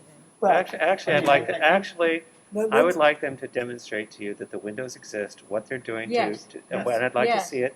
And I think it would give a different comfort level, so I think it's a Yes. smart We idea. also need to nail down exactly what your expectations are and what the building department's expectations were as far as, what is Yes. really being done. Because there's some things that I heard that was kind of news Right, to me. in terms of the construction And as far elements. as the windows go, we did, Marvin is making custom muttons to replicate the old windows in the areas that we're replacing them. So a lot of. Well, you weren't supposed to replace any of them. So Well, let's see, they may have had, let's be fair, Yeah. they may have had to, so why don't we let them take us on a tour and show us? Okay. okay, so can I leave I think it it's a to better the idea two than of you to replacing work rotten through windows, Jackie to Yeah. make an appointment with Yep. John? Yep. Okay, so It seems like there's public comment. oh, I'm sorry, public. Hello, public. Come on up. Yeah, just back. Can I take this off? Please. Sure, okay. Hi, I'm Ian Dios, resident 38 Elm Street. I just wanted to say that on behalf of myself and my family, we think that, just as John was saying, to fix up what a house that was literally falling in on itself, a junkyard in the backyard, unlivable by any standard. I would have to agree that, okay, I don't know, maybe a dormer is off or something, but, you know, anything you do here is an improvement on what was there. So, you know, I wanted to express that from, you know, I live 2 houses down, and I grew up there, and, you know, I literally thought it was going to fall in on itself. I've been inside of it. Floorboards were, you know, falling through. The staircase you brought up, tiniest little staircase ever. So you have to, you know, maintain the facade, I thought, like the front of it, right? Well, there are 4 facades. Okay, well, I mean, that house is over 100 years old. I mean, people are taller. It's true. Like, as somebody who's 6 feet tall, I couldn't really walk through that house. You know, she invited me over to look at it right before she sold it. So, anyway, on behalf of the family 2 houses down, we love the design. We love everything that they're doing there. Okay. Thank you. Duly noted, thank you. Any other public comment? Okay, so I move, John, you requested an adjournment, so I move that we accept the applicant's request to adjourn to the next meeting, during which time board members Sarah and Peter will get in touch with John to set And Mark. And Mark, And Mark. okay, to set up a time to look at what you have and what you're storing. Okay, do I have a second on that? Second. Okay, all in favor? Aye. Aye. Great. Thanks, John, Thank you. and thanks for being patient and tolerant. We're also going to need a design for the porch, the platform in the stairs to reach it. Okay, I think that's a valid part of it. Okay. Thank you, folks, those who are still here. Oh, okay. Hello, Brian. Okay, one more historic, thank you. We have it? I dropped them off today. We have the file. Here's copies if you want them. Please. Very good. Yeah, no, Thank you. okay. Brian, tell us who you are. Okay. I am Brian Brady. I'm the architect for the Seagulls who live at 104 First Crossing. Brian, this is you, Simon? Yeah.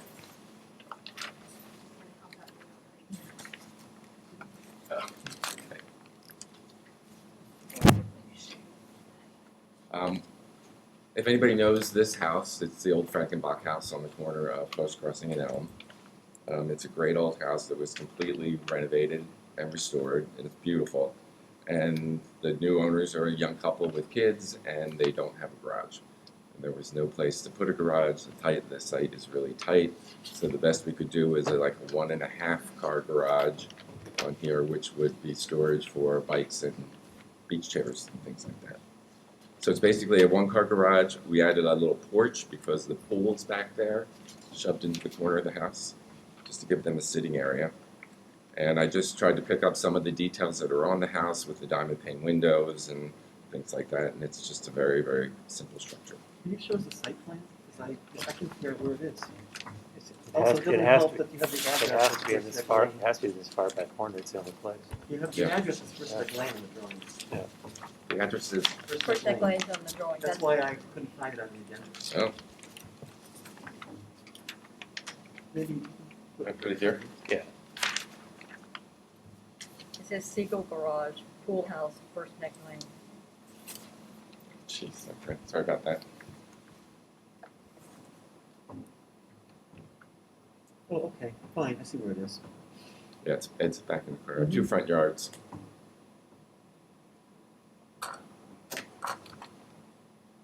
Okay. Thank you. Okay. Did you have to get a variance For the garage?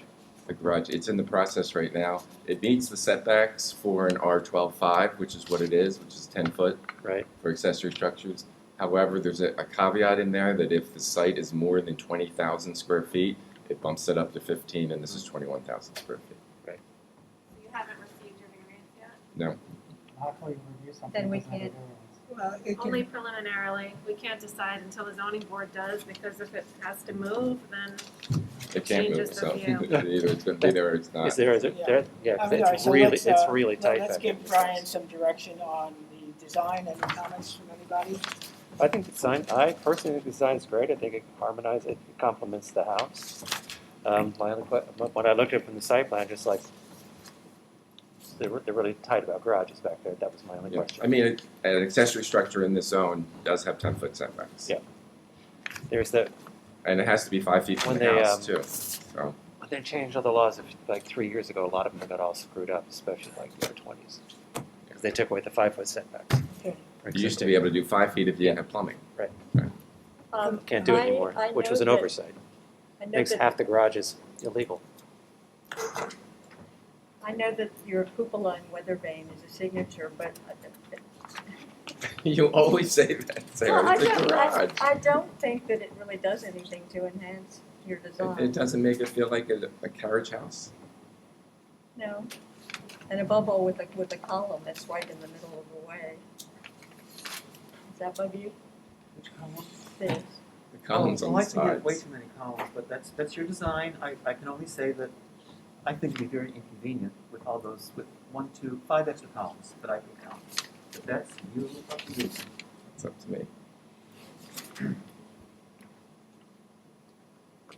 We can't put it in anyway. Yeah. No, but it's direction. I mean, it's cute as can be. And, you know, cupola, I'm not a big fan of cupolas, but that's, and in fact, by the way, that 270 Toilsome looks so much better without the. Oh Without my it? God, it looks so Yeah. much Yeah, better. it's sort of a tick at this point. So anyway, you may want to think about that, Brian.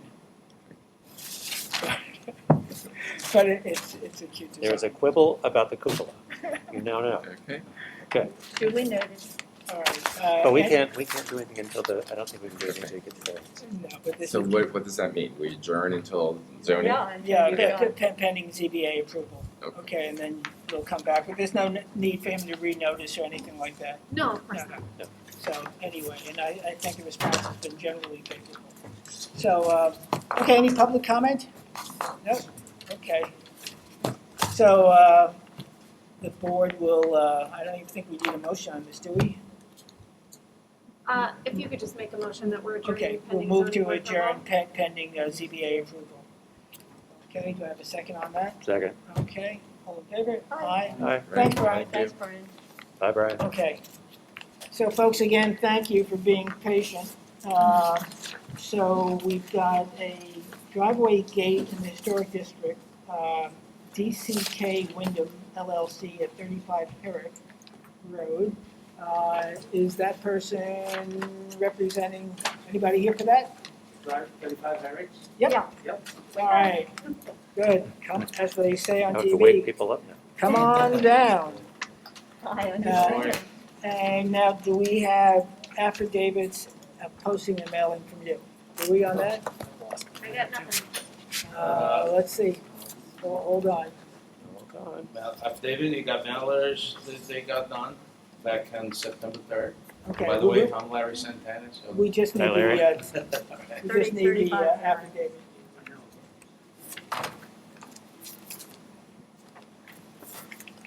I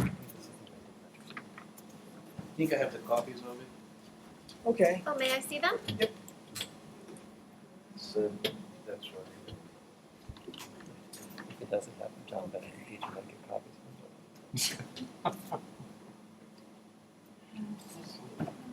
Who signed this? The owner of the company, Vincent Schmidt. Want to fill in the date? Yeah, this is here.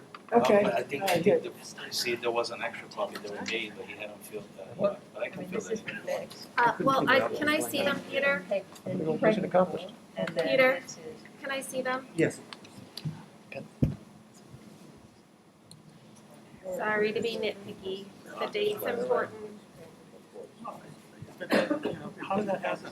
Ask yourself that. Yes. Okay. There you go. Yes. Coming down.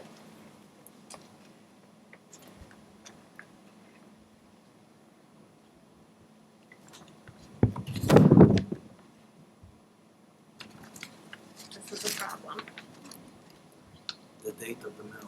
Yeah. Oh, okay. It was, Do you have any proof of the mailing? well, I know because I dropped it at the post office myself on the 3rd, September 3rd. But we sent that out from the office.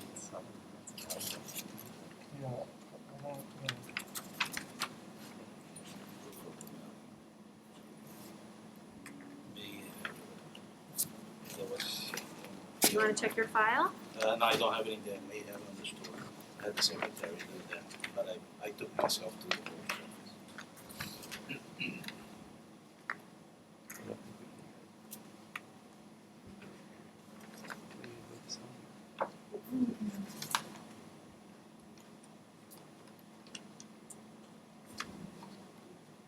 Okay.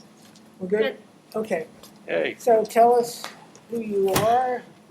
So I'm actually the gate installer, the builder Okay. installer, which, unfortunately the customer did the work, contracted us to do the work. And the permits were up to them to pull the permits with my information, which they didn't.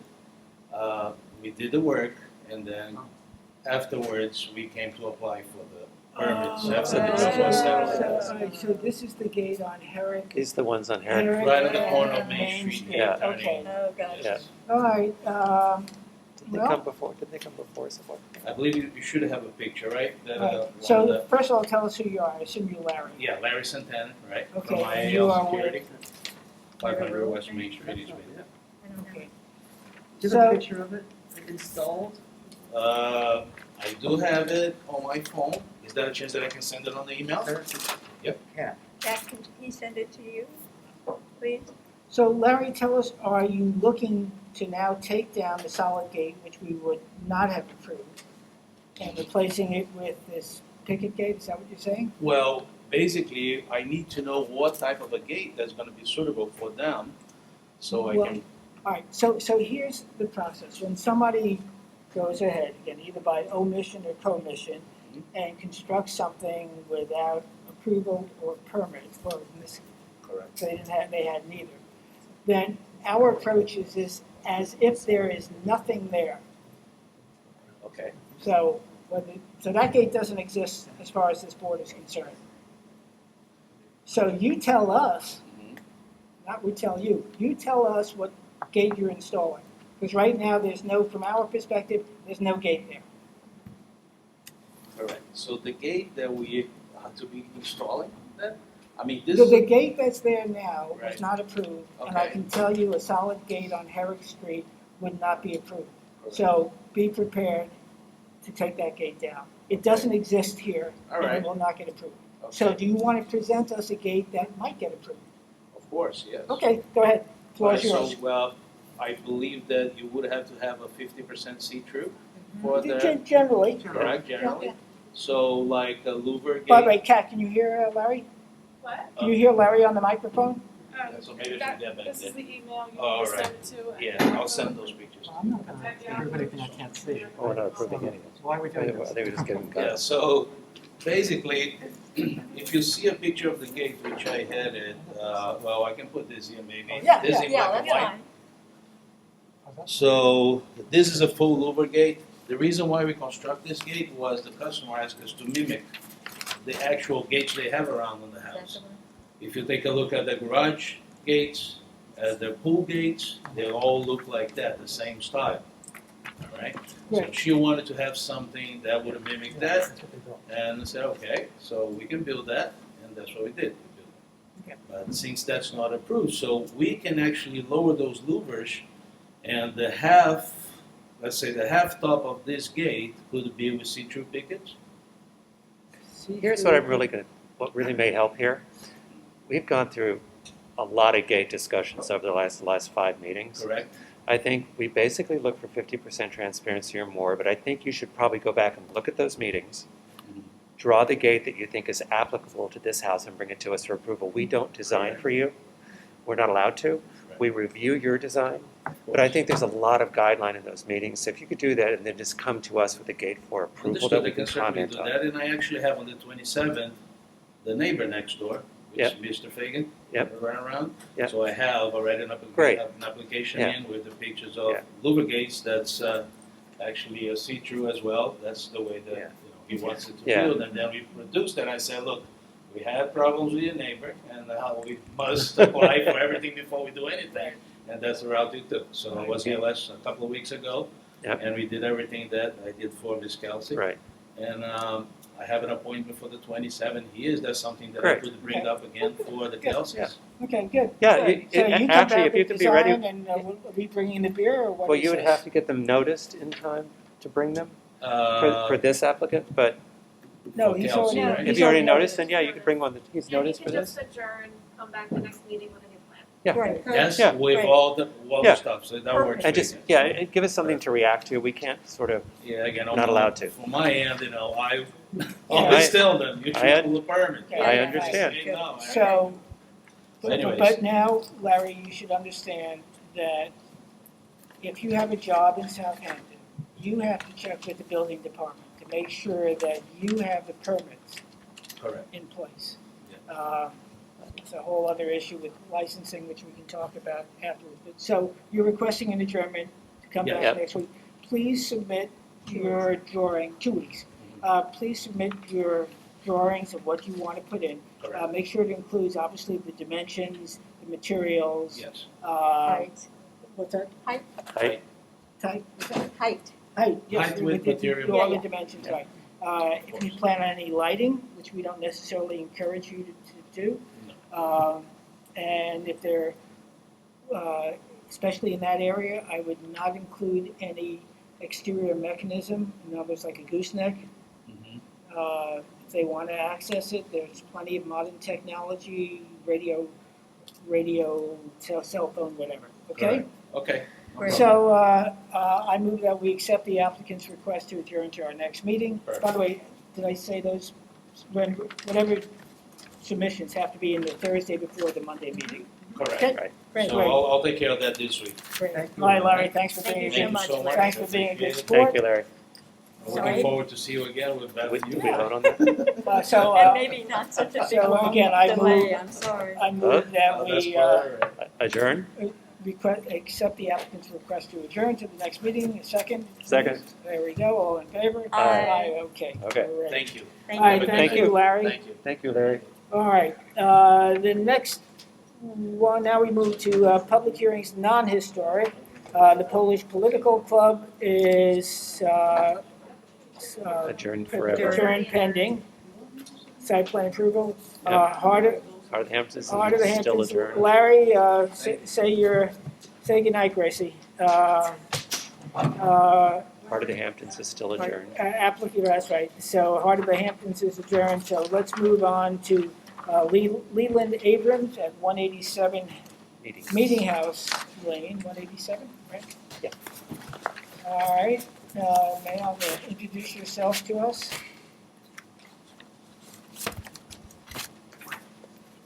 I don't have my notes in the one. But by the way, we did not review or accept the minutes. We'll do that the next meeting. This is the one that we suggested they walk the neighborhood. Right. And go south. Looks good. It's been a while. Do you have the numbers for that? Has to face the board. It's okay, I got it. Thank you. I'm gonna help them out. 187. Thanks, Scott. Oh, this is. Your folder, sir? Sure. Thank you. Oh, they show. That's just neighborhood That's stuff. just neighborhood Oh, stuff. okay. Right, Just okay. like I got one that. more. Okay. Well, I'm doing one photo at a time, because they're so large. Okay. So you can just line it up if you think. Okay. Good evening. All right, tell us who you Mayor, are. I'm here on behalf of my partner, Frank Lasser, architect. We were here before you last meeting, and this is what was submitted in the last meeting. Kat, can you get that, please? All right, hold on there. Thank you, Kat. This is what was submitted. Yep. So board had some comments. Board members did not like the double gables, and they thought the massing was a little too much. I think there's also concern about this style Yeah. and the appropriateness or disharmony with the neighborhood. Right. So we went back. Did I miss anything, board members? Yeah, well, we also North, talked north, about south versus Right. east, west, the basically. fact that, yeah. But let him tell us Okay. what he's bringing. So we went back and redesigned the facade completely. Wait, hold on, what? Leave the pictures where I have them, and I will bring the camera to them. All right. Modern technology is coming to you. So just to refresh the board's memory, this is the existing house. Right. So we went back and completely redesigned it, got rid of the gable in here, redesigned the roof line. And if you notice, it sort of mimics the old house with the gable and the roof line. It looks like only this portion was added to the house. We completely reduced the massing the way it was requested. And if you look at the streetscape, this is the picture, the way it would sit with the rest of the houses. So it's very much in keeping with the other house on the street. And this is with somewhat of a landscaping, and this is if they would put hedges in front of the house, so. If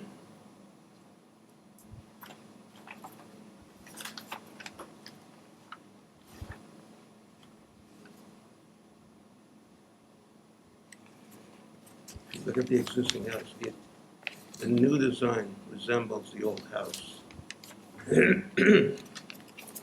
We talked about the north-south orientation, and you've got a really good deep lot. So you could conceivably keep part of it Right. and go back, and even go back and have it be an L shape. Right. This, in my opinion, it still is an east-west orientation. Right. Well, there is really no room on the lot to do that. It would be L-shaped, if you Well, but you can still go back. It's a very deep lot, right? will. Go back meaning pushing the house Well, I back. guess. No, did the build, so oftentimes people say they have no choice, but they do have choices. So you can either build this way, or you can build that way. And I think what Sarah's saying is, Yeah, and I understand, but still, if you look at the scale of the new design, existing house, this is the only portion that's really added. Yeah, you know, I just want to say something. I know you're permitted to tear it down, but you're not required to tear it down. And you have, as Sarah points out, a very deep lot. You could do a cross gable, which it also already has actually. Right. You could take that gable and extend it, till kingdom come. And you would retain a piece of historic fabric, and I think you get all the room you'd want. Also, there would be nothing wrong, we have to consider it, there'd be nothing wrong with doing lateral additions onto the historic piece. I would ask you to please do a design, just please, to include the existing house. And interestingly enough, there's a house just like it on the corner of Lewis. It's a twin. And this one has been altered, but that twin does have some original fenestration and trim details that you could copy and bring it back. Right. Well, like I said before, if you look at the portions here, it is part of the existing house. No, the charm of the existing house is the oversized triangular gable over that half porch. No, I'm sorry, it doesn't do the same thing for me. And the polygonal end. Yeah, the bay. It doesn't, to me, it doesn't look it. right. It's on our hit list too. So when you look at the plot plan, and our purview has to do with the spacing of houses on the property and how they relate to each other and the environs. What I see going on here is something that I'm seeing increasingly in the village, which is house, patio, pool house, no backyard. So, Maureen, your client, or whether they're the owners, developers, it doesn't matter to us, are making a choice that they want to build this basically concrete backyard. at the sacrifice of the public view on that street, which is largely a village street with houses of moderate scaling, the largest being the four squares, let's say 178 Main Street, smaller house at 179, a meeting house. And so you do have choices, and I think this board is making meaningful comments that your choice of going east-west versus north-south is creating problems that are not necessarily ones that are getting favorable consideration, at least from me and my board members to the left. I don't know about my board members to the right.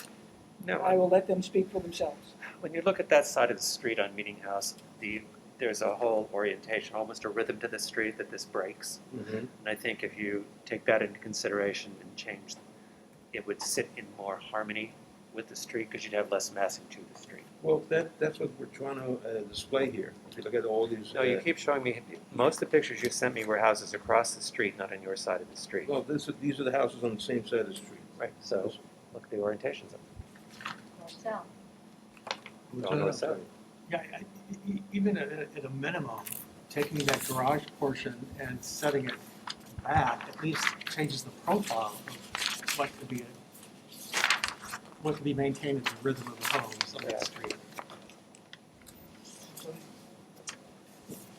The garage portion, I mean, this part right here. Right.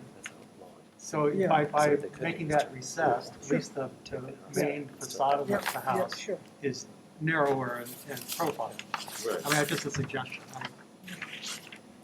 I have other issues with the house beside that. I mean, the balcony on the back is too large to my, in my opinion, based on the close proximity of neighbors. I think the windows on the back of the house and the pool house are much too large and create a potential light pollution issue for the adjoining neighbors, which are very close in that neighborhood.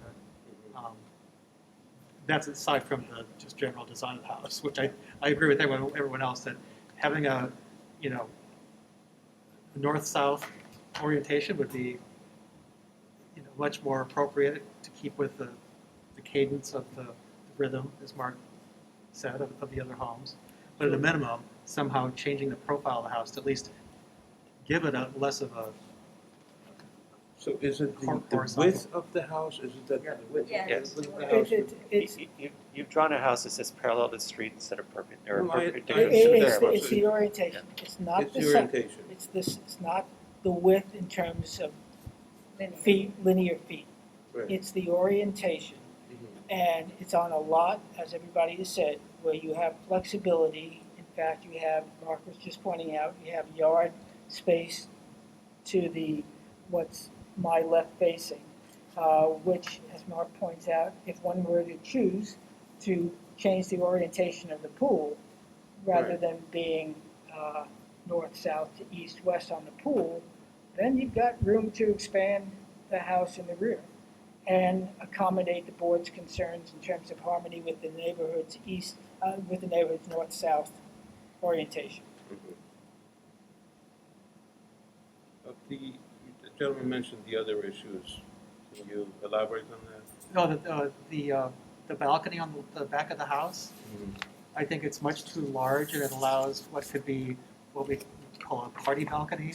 And because of the narrow lots and proximity to the neighbors and the potentially overlooking into the yards, I We don't think provided the last, I think- I think it was addressed in the last meeting, and we have a landscape plan that was presented to the board. landscaping only goes so far in my book. Yeah. Unless the hedges are pristine and perfectly maintained, Right. that's not a long-term type of solve in my book. That aside, I think the height of the windows in the pool house and in the back of the house create potential light pollution problems for neighbors that are very, very close proximity to this home. It's clear what's being built. You've got a house, you've got a covered patio, which has a deck on it within 10 or 12 feet of the pool. So it's, for sure, it's a party deck. And in what, third of an acre lots, basically arm and elbow next to each other. So I think it's a legitimate and real concern that's the board has been consistent on. So, and then you add on to that the windows in the rear, the issue of light pollution. Yeah.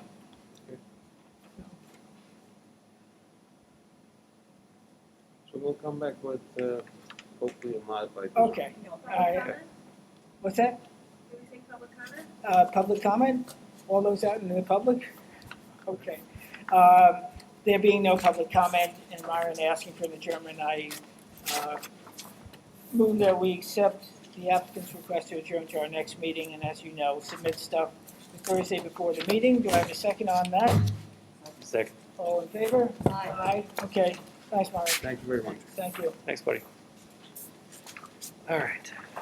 Okay. Now what are you up to? So, Woolley Street Properties, 162 Woolley Street.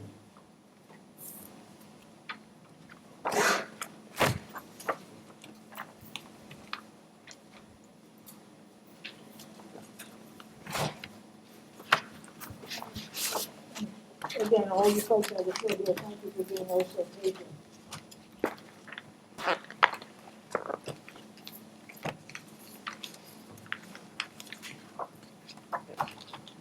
Okay.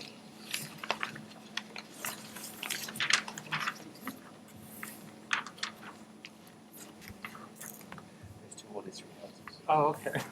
So while I recognize the face, even with the face mask, This is 140 tell us Taconic who Lane, you this is are 160 and from whence you come. Lori Fontana, McDonough Conroy Architects, represent my client, 162 Woolly.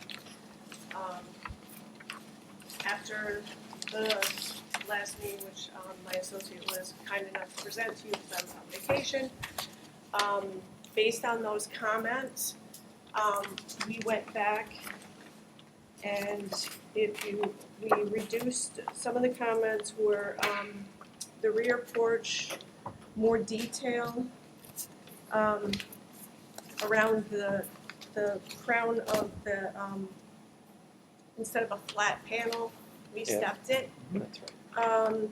The window trim went all to flat. We changed the double front door to a traditional single door with 2 side lights. Thank you. Concrete finish on the patio. The first floor windows, the scale was changed. They were made a little bit taller so that there was a difference between the first and second floor. The dormer window was drastically reduced from the original one that was there. Thank you. And I think that was all of the comments that was addressed. That's great. Those are all the comments. And this was based on the original design and the comments of narrowing the house and lengthening it, this, and then going back to a much more traditional Good. village design. Yeah. Thank you very much. Thank you. All right. Public comment? Thank you, Sarah. Public comments? Okay, so it sounds like the comments, or at least the applause from the board, Yep. were all positive. Yep. So, Laura, we thank you. I move that we accept the applicant's plans as submitted. Do I have a second on that? Second. All in favor? Aye. Aye. Okay, good work. Thank you. Thank you. And, you Thanks, know, thank you, Frank. Got one. Did you show the rendering of this? I can show you, the streetscape, I can Yeah, definitely show you just the rendering, 'cause streetscape. it's, It's actually very harmonious. yeah, and Yeah. I think it's worth for the public, It's those who are definitely still worth, listening on a Monday night, or maybe another time, you know, looking at this and On seeing Zoom, how please. you can, So this was what was there, and Yep. this is now what we're proposing. And, you know, there's multiple four squares on the block. Yep. And we kept everything natural wood painted white, natural cedar. So, you know, the railings, oh, you did say something about the railings, they are white painted wood. So I think we covered everything. Yeah. Yeah. We did. We already voted. Talk about repainting the character of a Yeah. neighborhood. Keep- What do you mean? Yep. Thank you. Well You know, done. sometimes you have to fight the client. Thank All right, you well, for the that's- streetscape. You're Okay, welcome. so we moved on that, we voted on that, Yeah, we're I think good to go. Thank you. Okay, thank you. Thank you Thanks, very Lori. much. All right. Good streetscape, thank you. All right, the next is another Laura, but not Lori.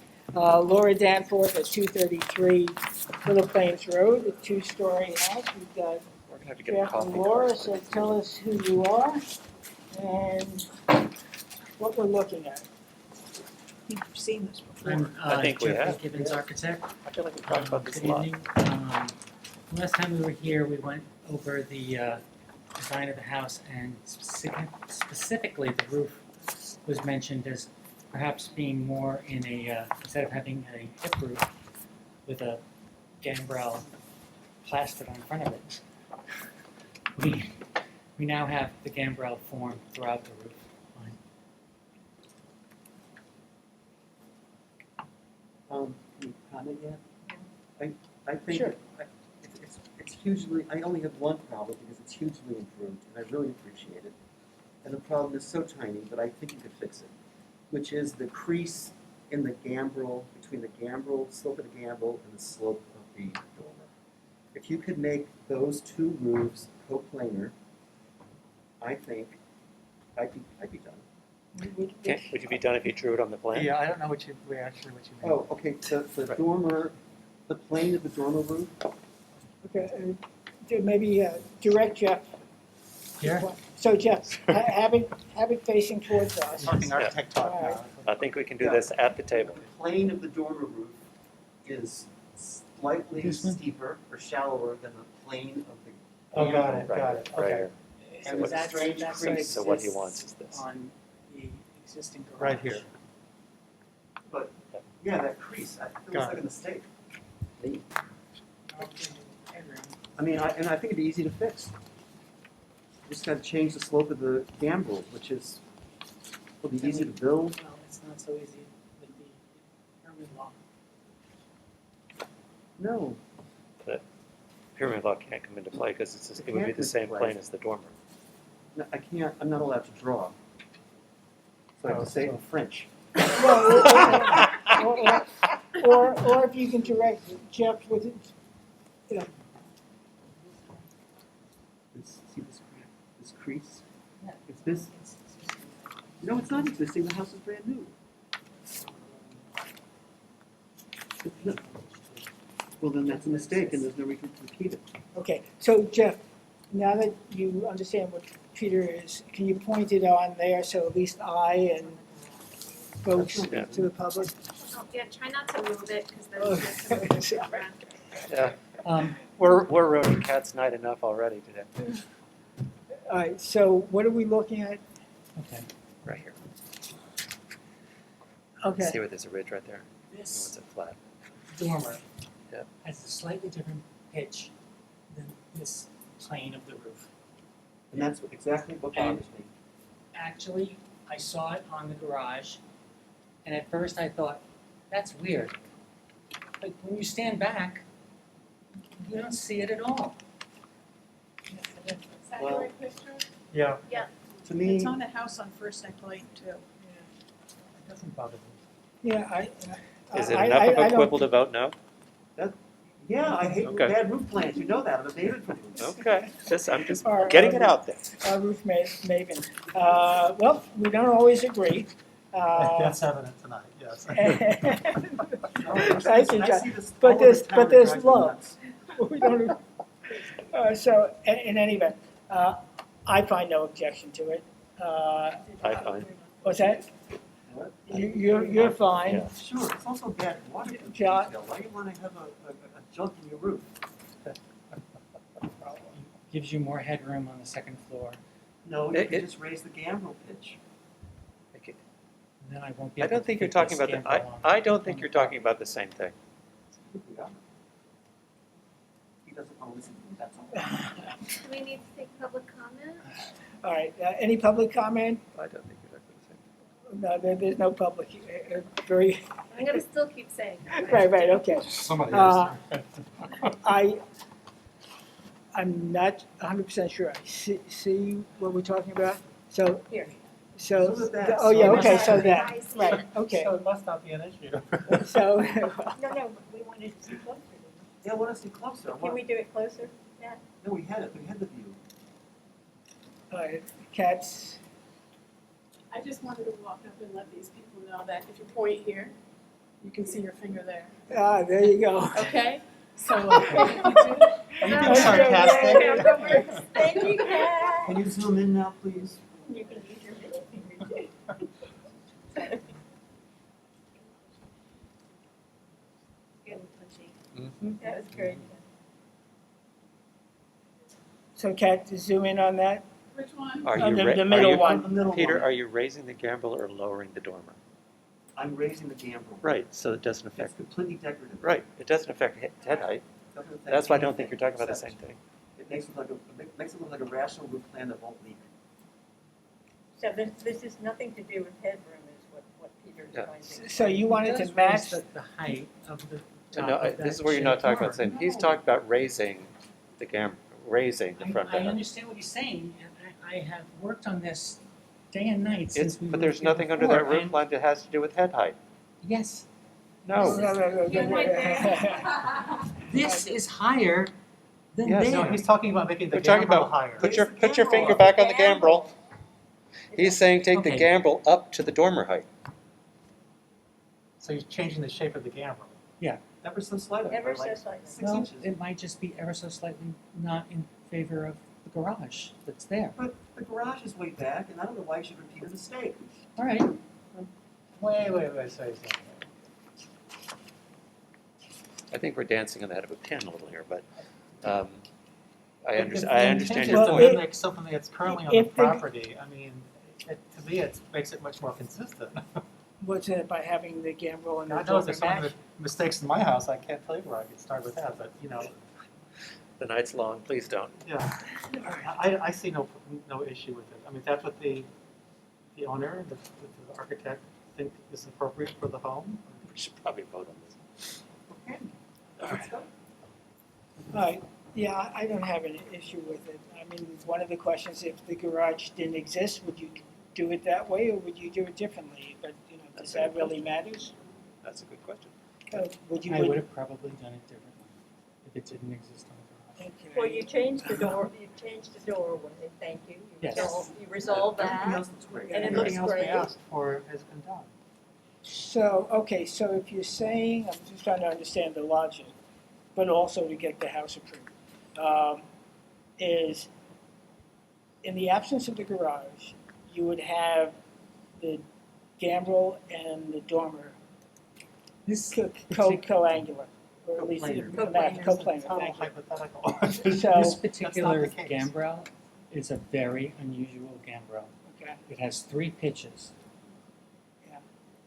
to it. So, I I can mean- see how you might say that that's one too many. I only have one issue, and I've said it 3 times. so if it speaks to a certain quirkiness of the house that Laura and Jeff want to repeat, and I don't think the majority of the board finds it objectionable. I think it's perfectly fine for them to do it. I think it's a cute house, and You should probably ask for a couple. so, if there's no public discussion, I'm going to move that we approve the application and take a vote on it. So, do I have a second on it? Second. Okay, all in favor? Aye. Aye, so that's 3, and opposed, nay, that's 2. So you have a split board, but you have an approval. I know. Well, we've come a long way. Yeah. We've gotten to know you in this process. Seriously, I mean, It's very nice. From what was originally proposed and the first You're time right. around, Yeah. you've done a great Come job. a long way. All right, It's so much better, thank you. thank you, Laura, thank you, Jeff. Thank you. Thank Okay. you. Good evening. Thank you, Laura. Right. All right, thank you, Frank, for your participation. Okay, so then the next application is 31 Roscoe Developer LLC. Let us know who you are. Frank DeVito, 60 Little Plains for 31 Roscoe Developer. Okay. Before we get started, I was handed a letter in the hallway from Bill Slife, the former architect. I'm just gonna read it because it's not in the record. Okay. I'm the architect under whose seal a building permit was issued earlier this year. Subsequently, the developer and I ended our relationship. He's engaged another designer to redo the plans for the residence. The new residence departs in very significant ways aesthetically and structurally from the plans developed by my office under my seal. All facades of the building have had significant design changes and depart dramatically from the designs approved by the ARB. Therefore, I withhold any permission to use my seal as the validation of any plans not drawn by my office and sealed by me. Do not use my seal drawings as documents for the approval of a new building permit or an amendment. Okay. As you So, see, we're not using his plans anymore. Right. Who's stamping your drawings? We have an engineer through Hampton Home Tech. So yeah, that's a file. So we never ended up getting So Frank, structurals. okay, so Frank, the last time you were here, there were 11 amendments that you requested, and the board was objected to all but one of them. So tell us what, if anything, you've done. So speaking to the window company, they are going to replace the upper sash Okay. from the 9 light to the 6 light. They also gave us a choice of a 2 light, if we would like that, so it would be 2 over 1. First of all, there's nothing new in the files for us to even to review to even have this conversation. So I Well, don't know what we're we're doing. going back to the 6 light. You didn't submit anything for us We to have review nothing prior new to to this look meeting, at. though. So, but, you know, Frank's here, let's hear what he intends to change. Would we give the same courtesy to everyone who does this to us? I mean, we set this precedent by allowing people to break the rules, and we continue allowing them to break the rules. We're not, Frank's not gonna get a vote tonight, so the time he spends will be brief, and he's not gonna get a vote on it. So regardless, because you haven't submitted any plans for us to consider. I So, didn't think there was a need to submit going back to a 6 light window, so we can submit the plans. I'm not voting So on no anything one's here until I see looking the to new break plans. any right, rules. but we're not, We just turned around to adapt to a situation that was there, that they shipped us wrong right, windows. okay. It's a So- long lead So time. the windows are thing, all right, so that now we're down to 9 points. So now we go down to decide. So we're making up samples. I don't have samples yet today because we got to bleach out the samples, but we're working with more of a palette that's more natural. So we're staying, I don't know, we're working with these on the shingle areas, and we're looking for these on the natural wood. So To are try you, to are you, take the contrast out from the dark. are you doing light. shingles, or what about the So the vertical would be, we're bleaching the vertical out. okay. To So lighten the it up. vertical wood we never approved, so. Well, we're looking for approval on the vertical. That's not why happening. we're here. Okay. It's For not, an amendment. it's not stylistically appropriate to that neighborhood, it's not what we Sure. approved, it's not, I don't think you're gonna get approval on that, I think it No, needs no, to I come don't off the think, house. you're Well, not, we already discussed it. So when we have that, we have an approval for a red cedar, western red kiln dried shingle that is unavailable.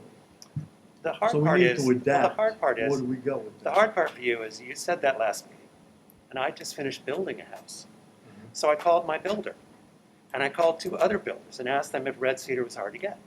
They said the market's a little tight, but if you plan ahead, it's not hard to find. That's So not I don't true. know that I believe that you It actually doesn't- couldn't So find it. red cedar green, air dried is very easy to get. That's all they're producing. They're not producing kiln dried. Doesn't matter. So, you know what, if the property sits vacant for a year until you get it, that's what was approved. That's not correct though, Jeff. That's totally wrong because then we plywood. We use a 5/8 plywood and a 3/4 plywood for sheathing. Yeah. It can't soak up moisture. There's nothing you could put on All I that. know, Frank, is we approved a These are plan. all. You agreed to a plan. You also Now need to adapt to a you situation. had an architect who did the plan. You guys, for whatever reason, you know, you parted ways. You were here for Then that. you decided to do your own plans by your own admission, which you stated last week. So you've bastardized this whole thing, and you're telling us it's because you, a professional builder, 40 years experience, can't get goods? That's correct. Okay, And I can bring you next meeting 4 letters telling you it's on. These the are not our market problems at to this solve. time. That's great. So you're not gonna get our approval. When the market opens up and you can get what was approved, that's great. The long and short of it is, a house was approved, you accepted it, built it. So I came to you for an amendment. Right, and this You board, changed this board has, not summarily, but with due consideration, heard all your arguments, and aesthetically has disagreed with all but one of them. The brackets. Which is the height of the house, The brackets. The what? in the brackets. And the brackets, okay, so we have two. Well, look, the problems with the architect, you saw the meetings here. He was very contentious doesn't matter, on what he Frank. was None of that doing, matters. all that But- end but- of it. but So, You built a house. correct. You built a house that we didn't approve. And then you've come back and said, please approve my house that you didn't approve. And that's not how the process works. You didn't come back and say, I'd like to make these changes. What do you think? You built the house. But what do you? But you built the house that we didn't You come to the house approve. and you look at that house and you tell me It's- there's that's all- nothing that's acceptable with that house. Well, That's irrelevant. That's irrelevant. We approved a house. and you It didn't was- build it.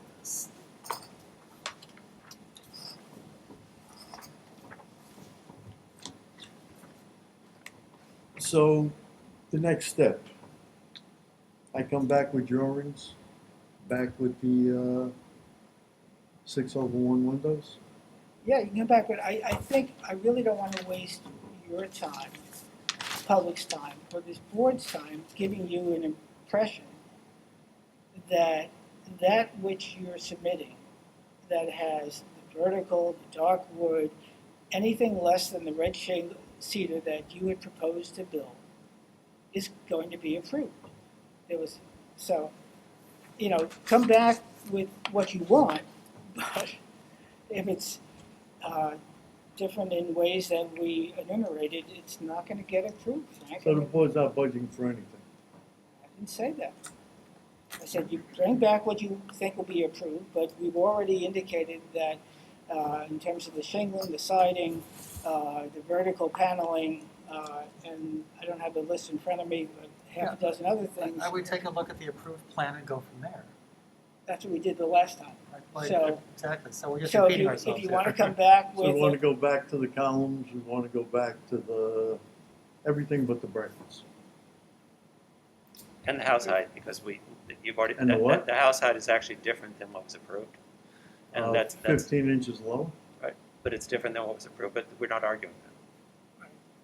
so anyway, plans that you want to resubmit, we'll look at them. I think you've heard the board's concerns, so, it's your time to spend. We'd like to minimize the amount of time we spend on it. So, Liz, we're in adjournment to come back with Okay. the all right, plans. thank you, In 2 Frank. weeks. All right. I move that we accept the applicant's request to adjourn. Do I have a second on that? Second. All in favor? Aye. Okay. Okay, next application. That's it. All right. Cars. Application for Nancy Silverman, 142 Woolley Street, for a first-story addition and alterations to a dwelling. Are you Nancy? No. No, that's it. Hi, Nancy. I'm Okay. Debbie Croft, I'm the All right. architect. Debbie, tell us who you are, but first, answer Alice's question. Do you have affidavits? I do. Of posting and Yay. mailing, all Thank right. you. Here we go. Okay, That's the biggest hurdle. All right. If that is. so now we know that who Nancy is, and who be you? I am Debbie Croft, I'm the architect Hi, Debbie. for the project. Okay. And, this is a. Can you sign this? Oh, didn't I sign it? No, every single affidavit I've looked at today is incomplete. Details. But I signed the other one, didn't I? Yeah. Yeah, okay. Thank you. Glad it was you. Yes. Okay. Thank you. I love that rendering. All right, Debbie, you got the drill, put it on the table facing us. Cat will scan it. You know how to use your fingers. So, I've been learning as I've taught. yeah. It's actually used to the Zoom meetings where you can share your screen. And I really do.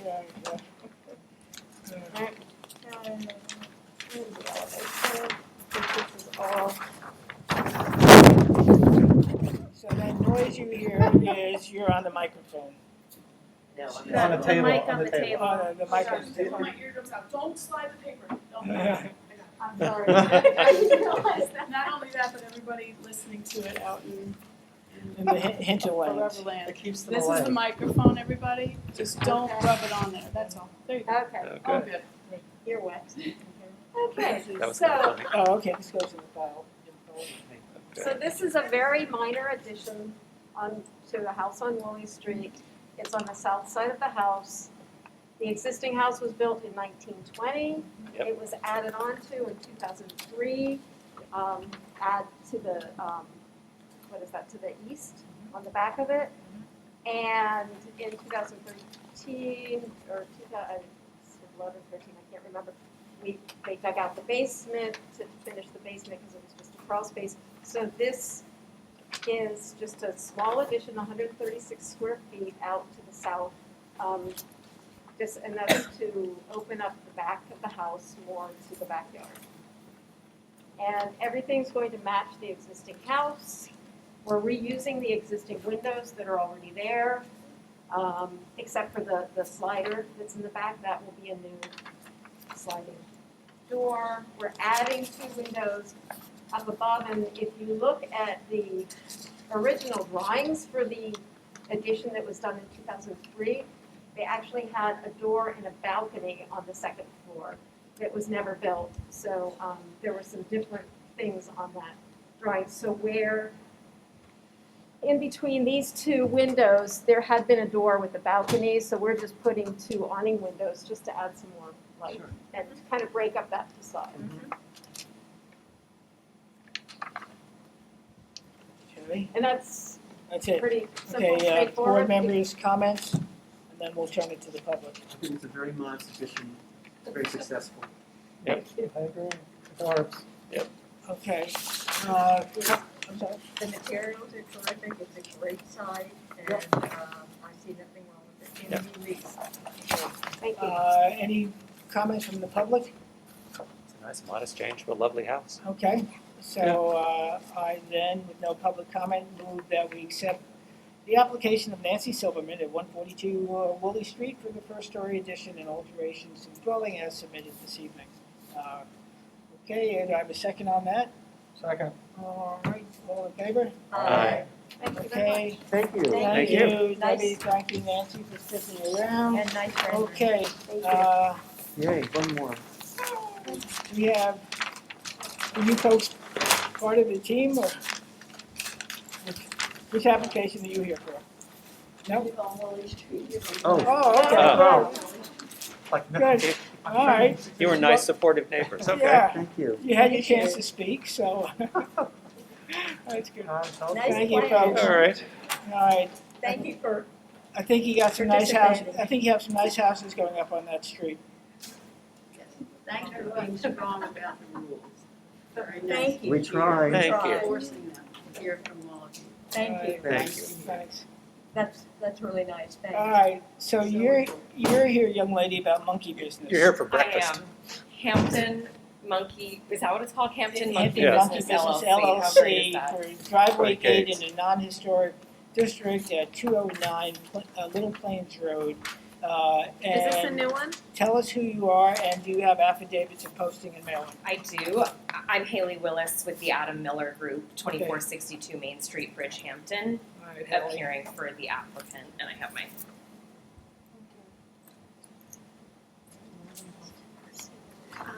Posting, and then there should be a mailing affidavit.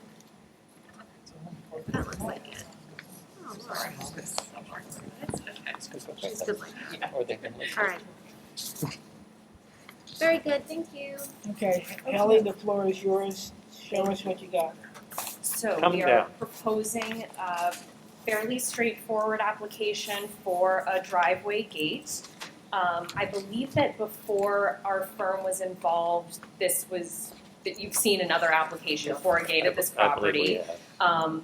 One piece of advice that we had for the designer was more space, because like we heard on that application earlier, it's important to have the visual through the gate. So our plan reflects that the slats are 3.5 inches. Do you have a Do you have picture? a photograph? Sure. Drawings? Well, A rendering's fine. If you can just put it on the rendering, table drawing. and facing us, so Kat can get it for the public. Thank you. So the slats are 3.5 and increasing the spacing to 1 3/4 inches. It's reversed. Is it upside down? Okay. No. Oh. No, you, Go on, that's all right. go on. The materials proposed are a stone columns. Would these be helpful to see under the close-up as well? We're doing the driveway gate columns in stacked stone. Pure white is the color for the gate itself. And then I can show you the light fixture proposed for the top of it. Is that one?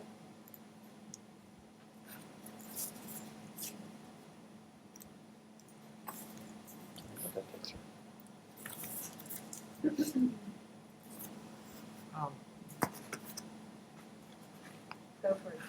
I applaud you for making a 4-foot tall gate. Thank you very much. But is the transparency is not 50%, is it? I'm not sure on that on a calculation. It was increased from what was originally proposed. Okay. If what you're seeing is if you want more spacing, that's certainly something we can explore. That's my only, I mean, the fact that it's 4 feet tall is fantastic, so thank you for that. Yep. We're not even gonna pretend that the deer are gonna stay out, so no point. That's impossible. Yeah.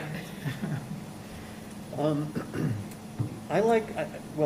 don't care for the stone piers, just because there's no field stone on little planes. And I actually like what the existing piers, I know they're too small, Yes. but if you could do that, I like those piers. Okay. At that dimension with the lights. Yes, there's actually like a similar gate with that like kind of shiplap-y, Yeah. dark wood look, Yeah. Yes. also on little planes. Yeah. I like that. And it matches the house as Exactly. well. Sure, yeah. Right now, they're 6 feet, these piers. And you're going to 5, which is And great. you're going to 5. Right. Which is great. Okay. And if you could beef those up a little bit, that would be great. I'm sorry, what was the last? If you could beef up the existing, because it is too narrow, and not have it be 6 feet. Right. Right, make it these dimensions, but that material that exists. Which I don't think we approve. No, but it's. But it's nice because. It looks nice, it's yeah, modern, it exactly. looks very good.